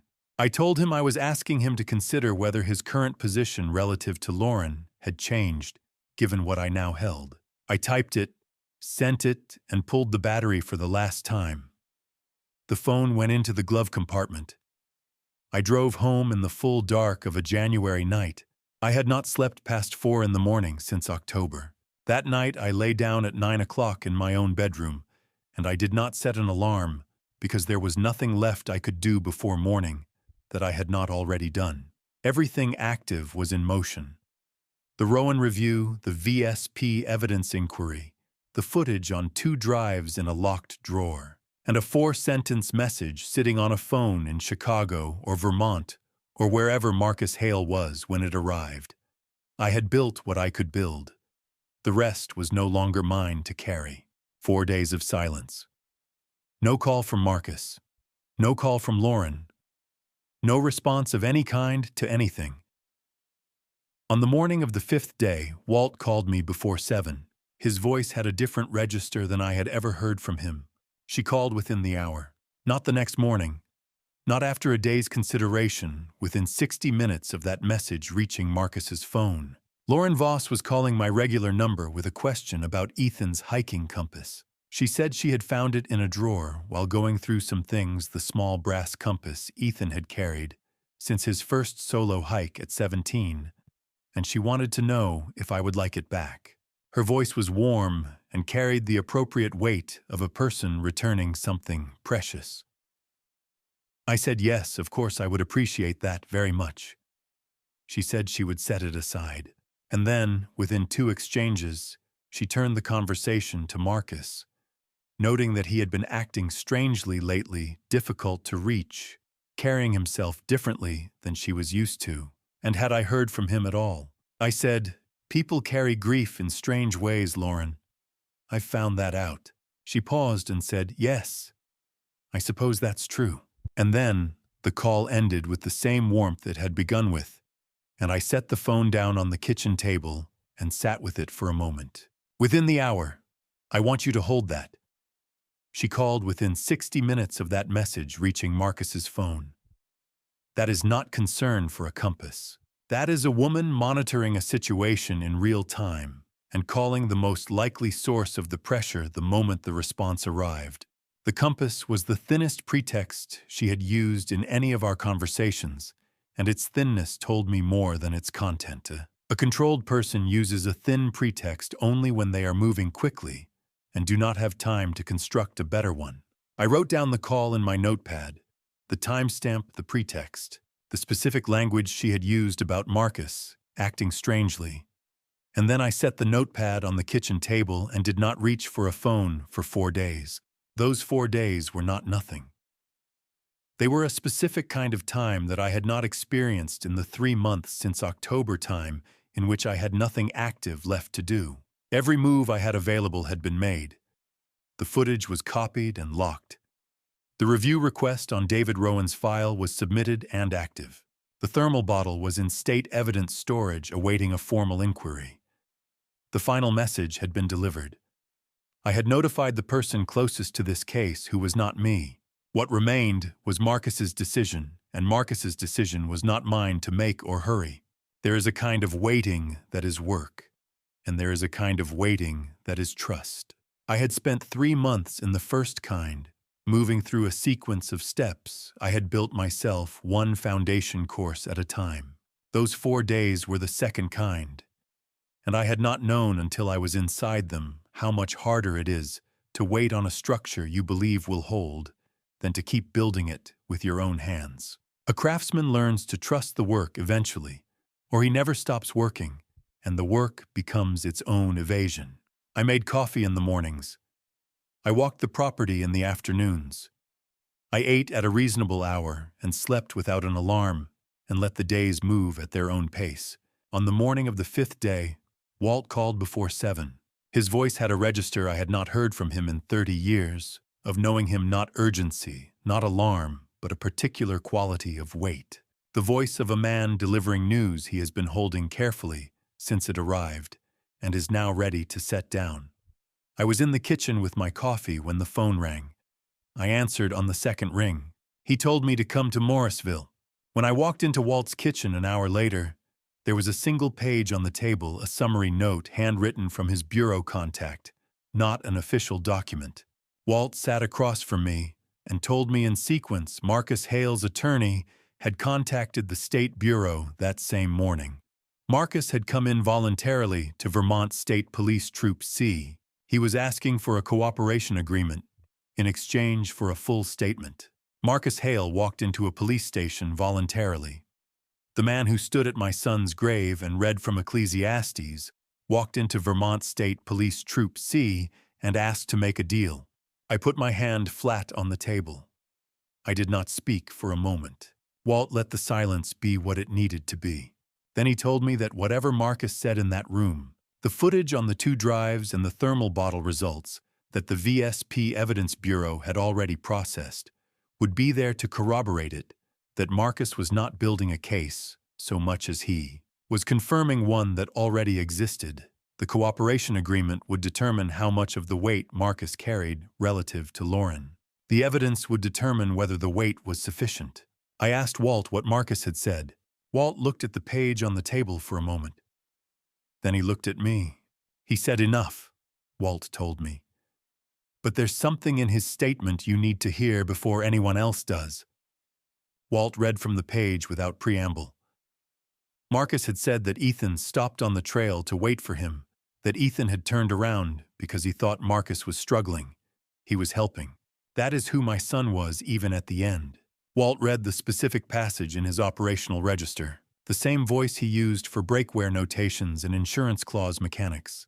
Subject states the decedent turned back on the trail that he stopped and waited because he believed subject was having difficulty.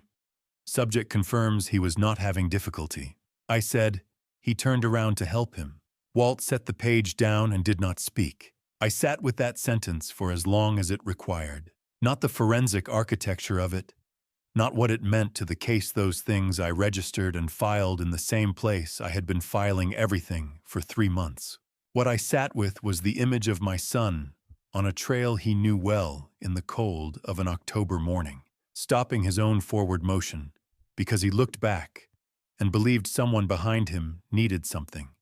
Ethan had turned around to help the man who was there to kill him. He had done it because I raised him to do it, because he had never once in 35 years walked past someone struggling without stopping, because that quality in him, that instinctive, generous attention to the people around him, was one of the things I loved most about him and the thing that cost him everything.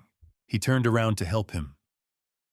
I have thought about that every day since Walt read it to me. Ethan saw someone he believed was struggling, and he stopped on that trail in that cold 8 months before his 36th birthday, and he waited because that is what I raised him to do. I do not know how to hold that. I am still learning. Walt continued through the statement when I was ready. Lauren had identified the trail by researching Ethan's documented hiking routes, his environmental fieldwork reports publicly accessible through his department, detailed enough to establish a predictable path and timing.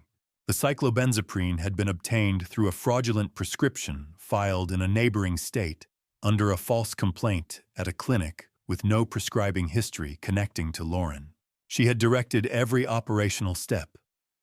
Marcus was the physical presence on the ridge. Lauren was the architect. Walt had told me this in September footage terms before. Hearing it in Marcus's own legal language rendered through a bureau contacts summary note made it different, made it formal, made it the kind of thing that exists in a record and will exist in a courtroom. Then Walt told me about the bottle, sample integrity intact from day one, sealed and refrigerated by the same first responders who closed the case as an accident. The system that failed Ethan, also without knowing it, saved the one piece of evidence that would undo Lauren Voss. The thermal bottle residue had returned compound positive at dosage levels consistent with significant balance impairment at elevation within 25 to 30 minutes of ingestion. Walt said it the way he said everything important directly without dramatic emphasis, giving the weight of the words room to do their work without assistance. David Rowan's case had been formally reclassified that same morning. 2 counts. Same defendant. I looked at the closed folder on the table between us. Every thread I had pulled since the first night on that mountain road. The footage, the key, The clause, the 9 November visits, the September planning session, the 4 phones, the 5 messages, the thermal bottle, the breakware notation in Section 4 of a 6-year-old report. Every separate piece was now part of one complete structure, structural and verified, assembled from both ends until the two sides met in the middle. I had built things my whole life. I understood what it meant when a structure was finished. This one was finished. Walt closed the folder. He looked at me. The arrest is tomorrow morning, he said. Lauren's apartment before 8. He told me that my role as a private citizen in the case was complete, that the footage and the recordings and the drives were now in the hands of the State Bureau through his contact, properly documented with chain of custody notation going back to the original system installation. He told me that Marcus's cooperation agreement was active and that the prosecutor had what was needed. Then he said, "Stay home, Gene. Let the people whose job this is do their work." Walt told me to stay home. I want you to understand what that costs a man who has spent 3 months doing the only thing available to him. Staying home is the hardest instruction I have ever been given. Harder than the first drive up the mountain, harder than sitting across from Lauren at her kitchen table, harder than sending the last message and pulling the battery and driving home in the dark. All of those things were actions. Staying home is the suspension of action. It is the place where a builder stands after the last nail is set, and the structure is standing without him, and there is nothing left to do but step back and let it be what it is. I stood from the table and moved to Walt's kitchen counter and put both hands on the edge of it and looked at the wall. I stood there for a while. Then I said, "All right." Walt did not say anything else. I drove home in the dark, and I sat in Ethan's chair by the front window and waited for morning. I put the radio on before 5 in the morning because the silence had weight. Old country music. The kind Ethan used to reach over and turn down without asking halfway through a drive, the way he did things he considered obvious corrections. I turned it up 1 notch and sat at the kitchen table and let it fill the room. The coffee was made. I was not drinking it. Walt had told me the night before, "Stay home. Let the people whose job this is do their work. There is nothing you need to witness." I had driven back from Morrisville with that instruction, sitting in the passenger seat beside me, and I had understood it, and I had agreed to it. And agreeing to it was the hardest thing I had done since October. Every step of the previous 6 weeks had been mine to take every phone, every drive, every carefully worded message, every hour in the workshop, watching footage I could not unsee. Staying home meant stepping back from a structure I had built myself and trusting it to stand without my hands on it. That is not a natural posture for a man who has spent 40 years believing that the work requires the worker until the last nail is set. The kitchen looked the way it always looks before full light arrives, the familiar dimensions of it, compressed by dark. The surfaces I have touched 10,000 times, rendered in the gray of a winter morning, still deciding whether to begin. I had sat at this table through 100 early mornings over the years. Work mornings when I was out the door before 6. Storm mornings when the radio carried weather warnings, and I was already planning the day around them. The morning after Ethan called to tell me he and Lauren were engaged, when I sat here for an hour with a cup of coffee, I also did not drink. Turning the news over in my mind, the way you turn a well-made joint in your hands, examining it from every angle before deciding it was sound. Ethan used to turn that radio station down without looking.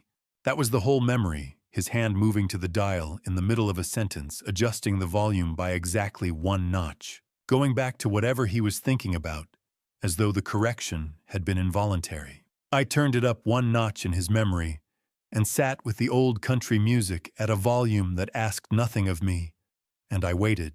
At 8:47 in the morning, Walt called. He said 2 words. I said, "Thank you, Walt." That was the call. 4 seconds, beginning to end.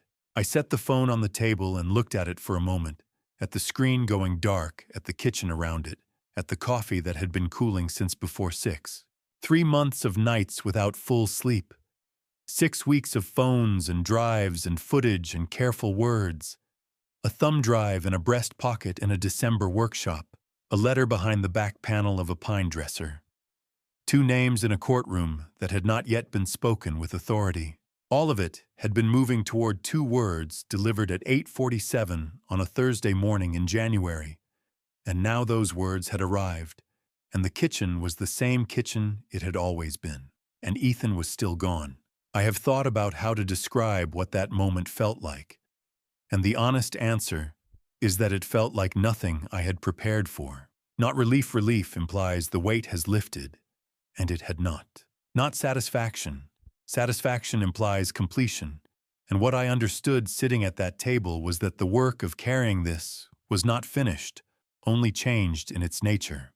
What the two words did was remove the instrument that had been holding the grief at a working distance for 3 months. The mission had given the grief a shape it could be metabolized into a sequence of steps, a set of problems, with solutions, a structure I could build toward. Without the mission, the grief was simply grief again. Present, unmediated, and entirely mine. I sat with it for a measured amount of time. Then I stood put on my jacket and picked up my keys. I drove north without deciding to. My hands found the mountain road, the way hands find anything they have traveled often enough. Not by thought, but by the accumulated memory of every previous passage, the body knowing the sequence of turns before the mind has confirmed them. I did not decide to go to the cabin. I simply arrived at the foot of the mountain road and kept driving. The cabin was cold inside.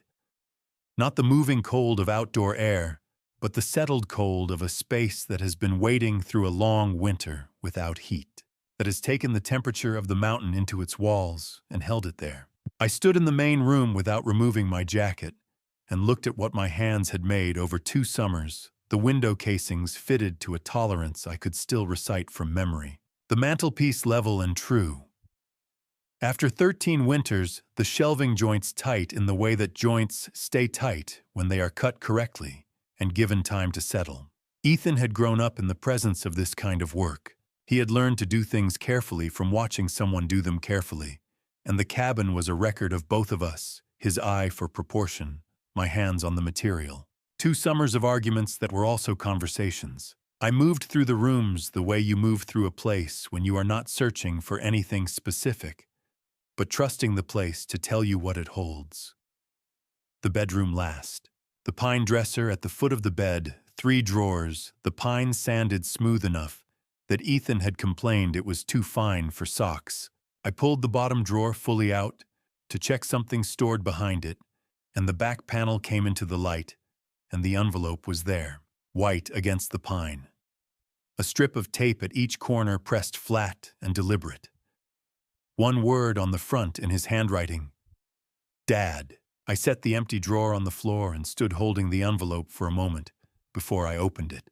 Inside 5 pages in Ethan's careful field capitals, the small, precise letters he had developed over years of writing, in conditions where space was limited and accuracy was everything. I sat on the edge of the bed and read all 5 pages, twice the cold of the cabin present around me, but not intrusive the way cold is in a place you built yourself and know down to the last detail. He had known for 13 months. He had watched the same things accumulate that I had watched on a monitor in a workshop, but he had watched them from inside the life without the distance of a screen. And he had talked himself out of what he saw, because he did not want to be the kind of person who believed the worst about the people he loved. That was who I raised. A man who extended good faith until the evidence made it impossible, and even then looked for another explanation before he accepted the one that cost him everything. The last 2 lines told me where to look. He had known about the workshop. He had known, or suspected, or trusted that his father had built something into that cabin that would matter if the worst happened. He had left the letter in the 1 drawer he knew I would eventually open, in the 1 piece of furniture I had built for him with my own hands, addressed to the 1 word that would make me stop and pay attention before I read a single sentence further. I folded the letter along the creases Ethan had made and put it inside my jacket against my chest. Then I sat on the edge of the bed in the quiet cabin and let the room hold me for a while. Not from grief, not from relief, but from the specific understanding that my son had trusted me with the most important thing he had at the moment, when he had the least certainty about what would come next. He had trusted me. That was the whole of it. Whatever came after the courtroom, the evidence, the 13 months of Donna beside me with a coffee every morning, it had begun here in a letter behind a drawer. In a pine dresser, I built the summer Ethan turned 12 in a cabin on a mountain we had both loved since before it had walls. I stayed until the light changed. Then I drove back down the mountain toward whatever came next.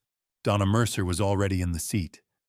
Not the seat I had planned to take, the one next to it, as if she had always known which one was mine. She did not say anything. She handed me a coffee and looked straight ahead. I recognized her immediately. Donna Mercer, 36 years old, a schoolteacher from Burlington, who had been Ethan's closest college friend, and who arrived at the courthouse on the first morning of trial with 2 coffees and the quiet certainty of someone who had already decided she was not leaving until it was finished. I had not called her. I had not told anyone when the trial began. She had found out the way people find out when they have been paying attention since the beginning. And she had driven 2 hours in a February morning and taken the seat next to mine and handed me a coffee without requiring anything from me in return. I said, "You didn't have to come." She said, "I know." That was the whole conversation. We sat in that courtroom for the first of what would be 218 mornings, and every one of those mornings Donna was in her seat before I reached mine. And every one of those mornings there was a coffee, and we never discussed it further. Donna Mercer drove 2 hours from Burlington every single morning for 13 months. She never asked for a seat. She was just there, having someone simply be there, not fixing anything, not asking anything, just present in the seat beside yours. It is the only form of help that does not require the helped person to manage the helper. Ethan had that quality in him too, the understanding that presence is sometimes the whole of what is needed. She had learned it from him, or he had recognized it in her, and it survived him. The forensic toxicology report was entered in the 3rd week of trial. The exhibit tag on the thermal bottle was a small rectangle of printed card, the same administrative ordinariness as any hardware store label, and I watched it pass between hands in the courtroom, and thought about the day I had watched its progress bar reach 100% in a workshop at 4 in the morning. The report confirmed cyclobenzaprine at levels consistent with significant balance impairment at elevation within 30 to 45 minutes of ingestion. Sample integrity intact from the day the first responders sealed it on the trail. The pharmacy records followed a fraudulent prescription, traced through dispensing records to Lauren by name, false complaint, no prescribing history at that clinic neighboring state. Marcus testified for 4 hours on a Tuesday in April. He said my son's name 11 times. I counted. He said it the way you say any noun, with no particular weight attached to it, no acknowledgement that the noun had a father sitting 12 feet behind him in the gallery. That is the man who stood at Ethan's grave and read from Ecclesiastes. He delivered the sequence of events with the precision of a man whose cooperation agreement depends on completeness. Lauren had obtained the prescription approximately 3 weeks before the scheduled hike, prepared the bottle the evening before at the cabin, and Marcus had been present on the ridge. He said, "I was present when Ethan went over." Donna did not move beside me when Marcus said that line. Neither did I. The letter was entered into evidence in October, near the end of the trial's 2nd year. Ethan's own words, 5 pages in his careful field capitals. The 13 months of accumulated knowledge he had chosen to carry alone and leave in the one place he knew his father would eventually reach. The prosecutor read it aloud, holding it with both hands, the way you hold something written for someone else when you are responsible for making the whole room hear it. When the prosecutor read the last 2 lines of Ethan's letter, the ones about the workshop, the ones that told me where to look, I heard Ethan's voice. Not in the words themselves, in the handwriting of the words, somehow even read aloud by someone else, in a room full of strangers. The room went quiet the way rooms do when everyone in them understands something at the same time. Not the procedural silence of a courtroom observing decorum, but the deeper silence of a shared recognition. The quiet courage it takes to document what you know and leave it for the person you trust most, without asking them to act, without knowing what will come. The room understood that. I could feel the understanding in the quality of the stillness. I sat with my hands folded on my knees, and I did not look at Lauren. I had not looked at Lauren directly since the day I sat at her kitchen table and watched the calculation cross her face when I said Marcus's name. I did not look at her now. The strategy was finished.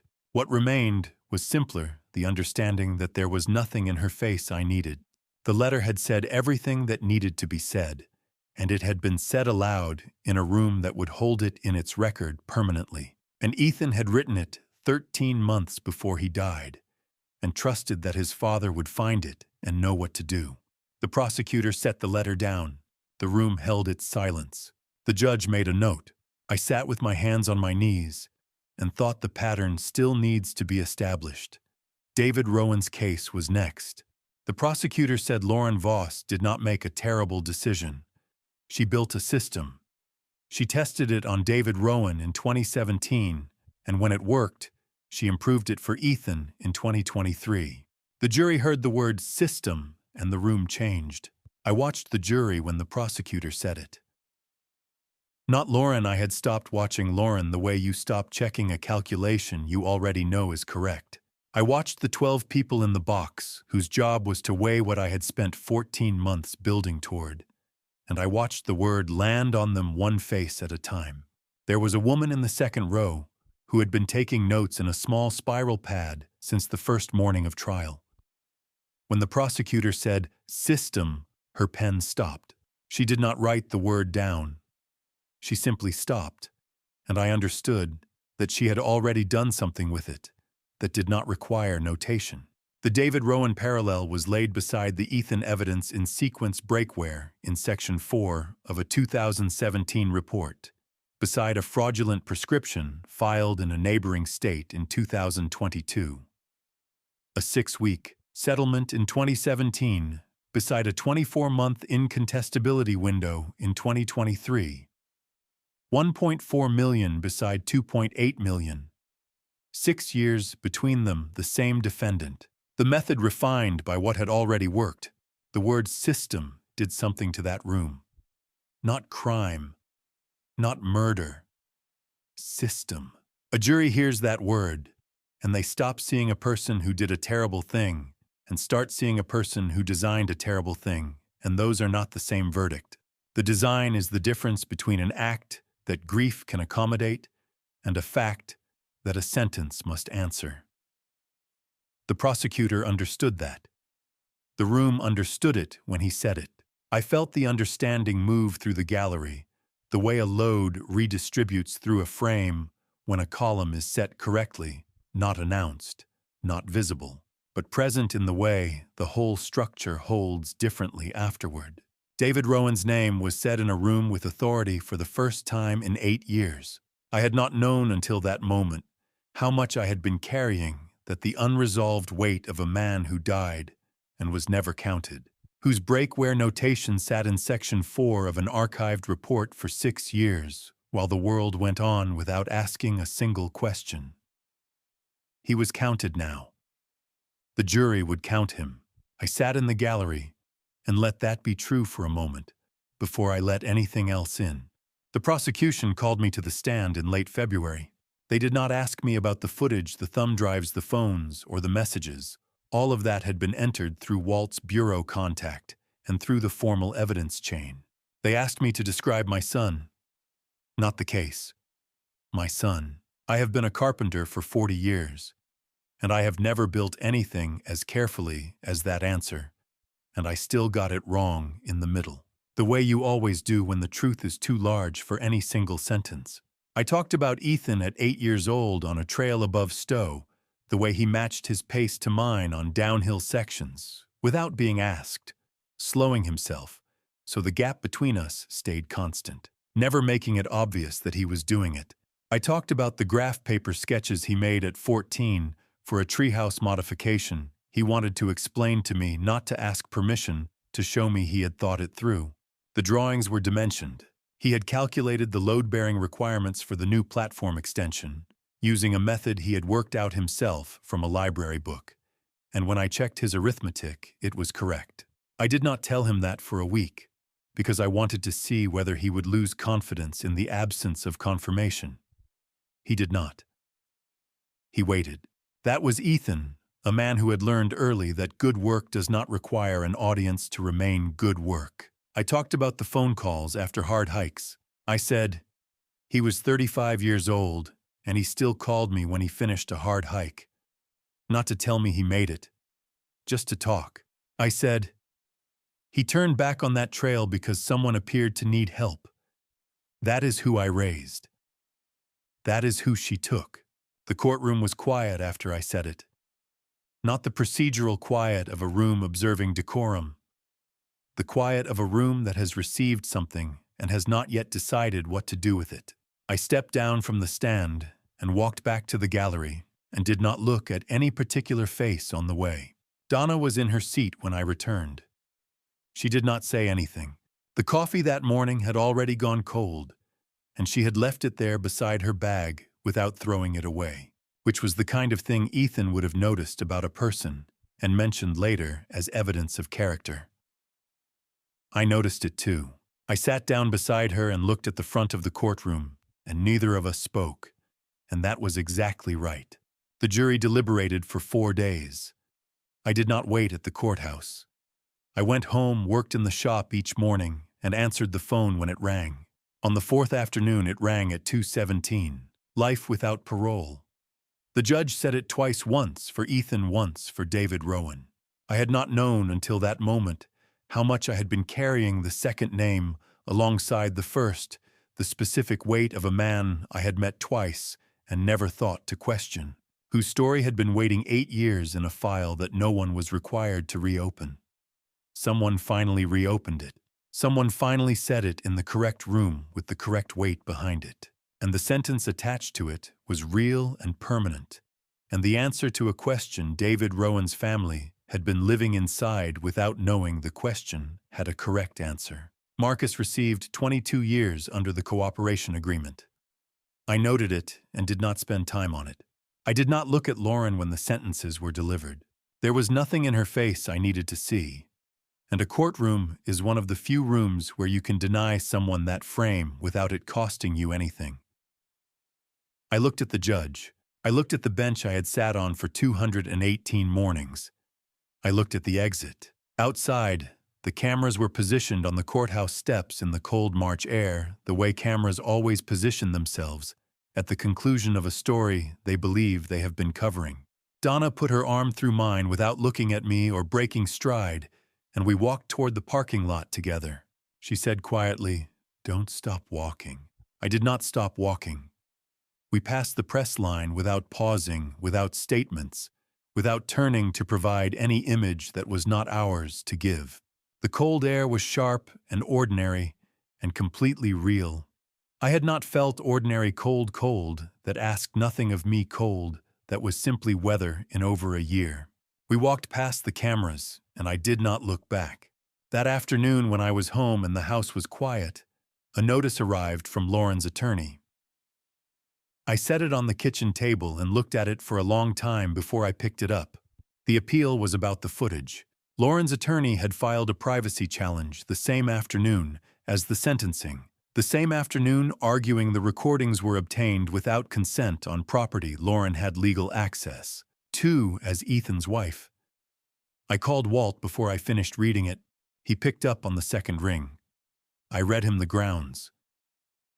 He was quiet for approximately 4 seconds, which with Walt means he already knows the answer and is deciding how much context it requires.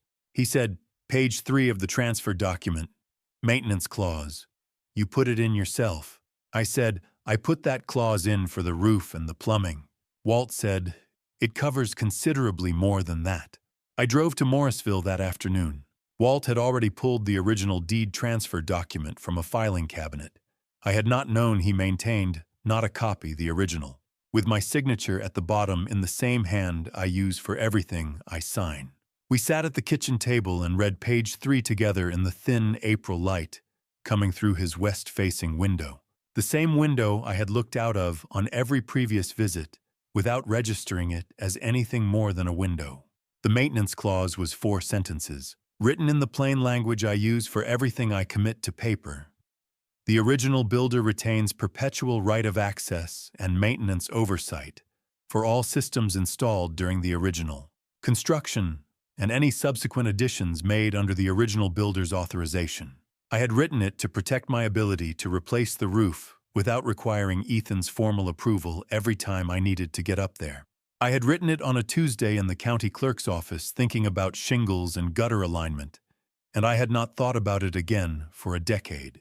It covered the surveillance system with enough precision that Lauren's attorney withdrew the appeal within 14 days. Not a reduced challenge, a full withdrawal. I received the notice on a Wednesday morning and set it on the same kitchen table where the original notice had sat in the same spot. And I looked at it for a considerably shorter time before I put it in the filing box under the stairs. I put that clause in the deed because I knew I would need to come back to fix the roof every few years. A carpenter builds for the uses he can anticipate, and sometimes the structure he builds ends up serving a purpose he never foresaw. A door framed for clearance that later becomes a load path, a beam set for appearance that later becomes essential. I had written 4 sentences about maintenance rights on a Tuesday morning thinking about shingles, and those 4 sentences had just closed the last legal avenue available to the woman who had taken my son. I have thought about that clause often since then. I have thought about the things we build for one reason that end up mattering for another, and whether that is luck or the cumulative consequence of doing everything with slightly more care than the immediate task strictly requires. I do not have an answer. I keep thinking about it anyway. The night the appeal was formally withdrawn, I slept for 11 hours. My body made that decision without consulting me the way a structure settles when the load it has been holding is finally distributed correctly across all its members, not a sudden shift. Just a gradual, complete release. I woke to April light a thin edge of cold air at the sill of a window I had not fully closed, and the particular quality of a morning that carries no requirement. I lay there and listened to the house, and did not feel the need to account for the silence. I noted that the ceiling needed repainting in the far corner. Ethan had pointed that out 2 years ago, standing in the doorway with his coffee, not making a project of it, just noting it the way he noted things without pressure. The observation offered and then released. I had not gotten to it. I got up and made coffee, and stood in the doorway of my own bedroom, and looked at the corner and thought that I would get to it before the summer was out. The letter from Lauren arrived 1 week later. 1 sentence. That is all she wrote. 1 sentence from a woman serving life without parole, delivered in the plain cursive of a person who has decided that economy of language is now the only power available to her. It was enough to make me drive 40 minutes in the dark to put a piece of paper on Walt Ingram's table.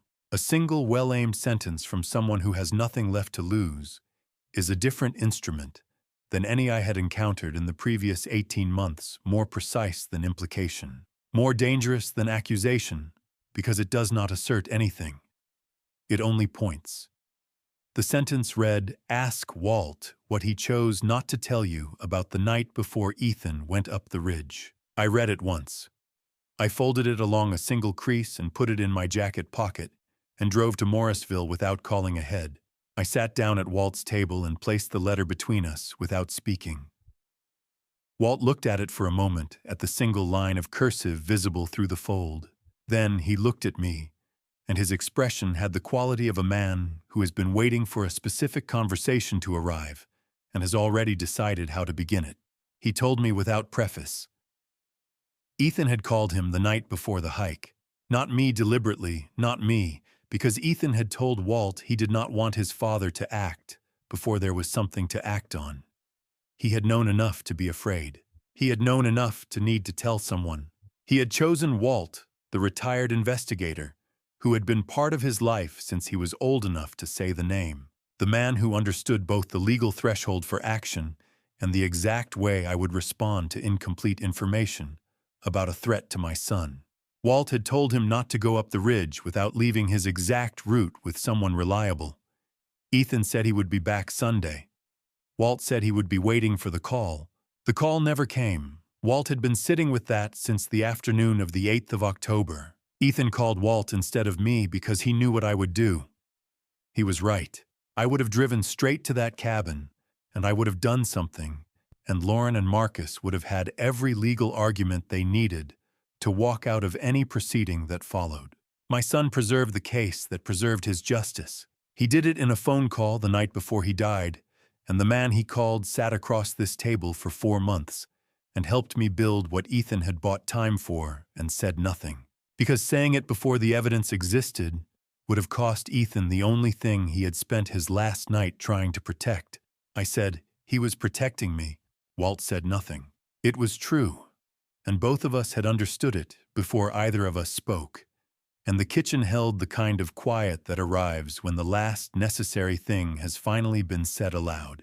I sat with it for as long as it required.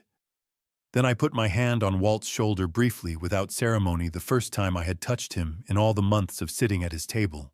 It was sufficient. I put my jacket on and walked out into the April morning, the air carrying the first suggestion of the season, turning the gravel in the driveway, pale in the early light. 2 weeks later, I drove to the county clerk's office and signed the transfer papers. The pen was heavier than it should have been. Not because I had doubts, I had no doubts, but because a signature is a door closing, and I wanted to close this one correctly. I signed my name the way I cut a final board once clean, without going back over it. The notary pressed her stamp, and the cabin stopped being mine. What it became was already decided: the Callaway Mountain Center, a non-profit providing outdoor education and wilderness programming for low-income youth in Lamoille County trail skills. Field ecology, the earned confidence that comes from learning what your body can do at elevation. I had spent 2 weeks in March writing the purpose statement with the same attention I give a building specification, because the purpose of a structure determines every decision that follows it. I drove home from the Morrisville office with nothing in my hands, and the lightness was correct. I want to tell you why I gave it away. Not because I couldn't keep it, I could have. Not because it held too much, it held everything. I gave it away because Ethan would have. He built things for other people. That was the correct use of the cabin, and I was the last person to figure it out, which is probably as it should be. A father is supposed to learn the last lesson from his son eventually. Through May, I worked in my shop on the sign, White Pine. A single board, the grain selected, so it runs directly through Ethan's name, which means the light moves differently across the letters at different hours of the day. The way light moves across any honest piece of wood that has not been finished into uniformity. I chose the board from a stack I had been keeping for the right project. The way carpenters keep certain pieces not for any job in particular, just for the job that will eventually be worth them. This was that job. Hand tools only the router for the rough letter forms, then the chisels for the serifs and the fine corners, then the card scrapers to bring the field smooth without obscuring the grain, then 2 coats of oil that brought the figure up and let it speak without interference. I carved his name into white pine, because that is what I know how to do, and because white pine was the wood of the first wall we framed together, and the workbench I built to his height, and the dresser at the foot of his bed where he left the letter. It was the right material. It took me 3 weeks. I was in no hurry. On the last Friday of May, I drove to the cabin and installed the sign above the door myself by hand. The level checked twice, the fasteners set cleanly and countersunk, so nothing would catch the weather or the eye. I stepped back from the door and read his name in the wood. The light was behind me, and it was the right time of day for the grain to do what I had cut it to do. The letters standing forward from the field of the board with a shadow line that shifted as I moved, the name present at every angle but different at each one. I stood there for a while. I did not say anything. There was nothing to say that the wood had not already said, and I have learned late in my life to trust the work to carry what words cannot. The van arrived on the first Saturday of June with 8 children and 2 staff members, and the mountain morning absorbed them the way it absorbs everything completely without adjustment, as if they had always been arriving, and the clearing had always been waiting for this exact use. The children were loud in the way. Children are loud outdoors, immediately, without deliberation. The sound filling the space. The way water fills a space it is poured into, finding every corner without effort. I stood on the porch and watched them and felt something I had not felt in 20 months locate itself in my chest and simply sit there, present and unhurried, warm without any requirement attached to it. One boy stood apart from the others, Lucas, 10 years old, from the county. The kind of child who goes quiet in the presence of something large instead of filling the silence with noise had positioned himself at the porch railing away from the group, his face tilted up toward the ridgeline with the still attending expression of someone genuinely listening to a mountain. Most children that age move through the world at a pace that makes stillness look like absence. His stillness was the other kind. He said without looking at me, "Which parts did your son build?" I looked at the beam overhead. The camera housing was still there in its mounting bracket, the amber light dark now. The system decommissioned after the evidence was transferred, but the housing left in place because removing it had seemed like the wrong kind of erasure. The system had run for 91 days. It had recorded what it was built to record. Ethan had known it was there, had known since the February morning I wired the panel while he made coffee and argued with me through the floor about conduit routing, certain he was right. He had known, and he had gone up the ridge anyway, and he had called Walt the night before, and he had left a letter in a drawer he knew his father would open, and he had trusted the whole structure, the physical one, and the one built from care and attention, and 40 years of knowing how a thing that is built correctly will hold. I said, the parts that mattered most. Lucas considered that for a moment, with the seriousness that children apply to answers they have decided to accept, without yet being able to unpack. Then he looked back up at the ridge. His chin tilted at the angle of someone measuring distance, the green canopy of the upper trail visible above the clearing, the exposed granite of the summit, catching the morning light the way it caught it in every season. I looked up too. I had not looked at Harrow Ridge directly since the October morning the sheriff called 20 months in which that ridgeline had existed at the edge of everything I did present but unlooked at, the way a structural problem occupies the periphery of a build until the moment you are ready to address it. I was ready now. I looked at the ridge the way I look at finished work, taking in the whole before the details, letting the shape of it register before the particulars. I did not see the outcrop. I did not see the drop. I saw the mountain Ethan had loved from the age of 8, the trail he had walked in every season, the place he had been going when he stopped and turned around, because someone behind him appeared to need help. The mountain was still that mountain. It had not changed. I had. I stood on that porch with my hand on the railing, and I looked up at the ridge for a long time. Then I heard the children inside, a sudden burst of voices, the kind that means something has been found. Someone had located Ethan's old trail map on the workshop wall, the one with his notations in the margins, the route marked in pencil with the elevation changes noted in his small, precise hand. They were asking what all the marks meant. I went inside to tell them. Looking back at the structure of my life, I've realized that being a builder of wood isn't enough. You must be a guardian of your own house. My journey is one of those grandpa stories that I hope you only ever have to hear, not live. I allowed my trust to blind me to the cracks in the foundation, and it cost me the one person who truly understood my silence. Don't be like me. Don't assume that just because you build with integrity, everyone around you does the same. In this family story, I learned that the most dangerous weight is the one you don't see until the beam snaps.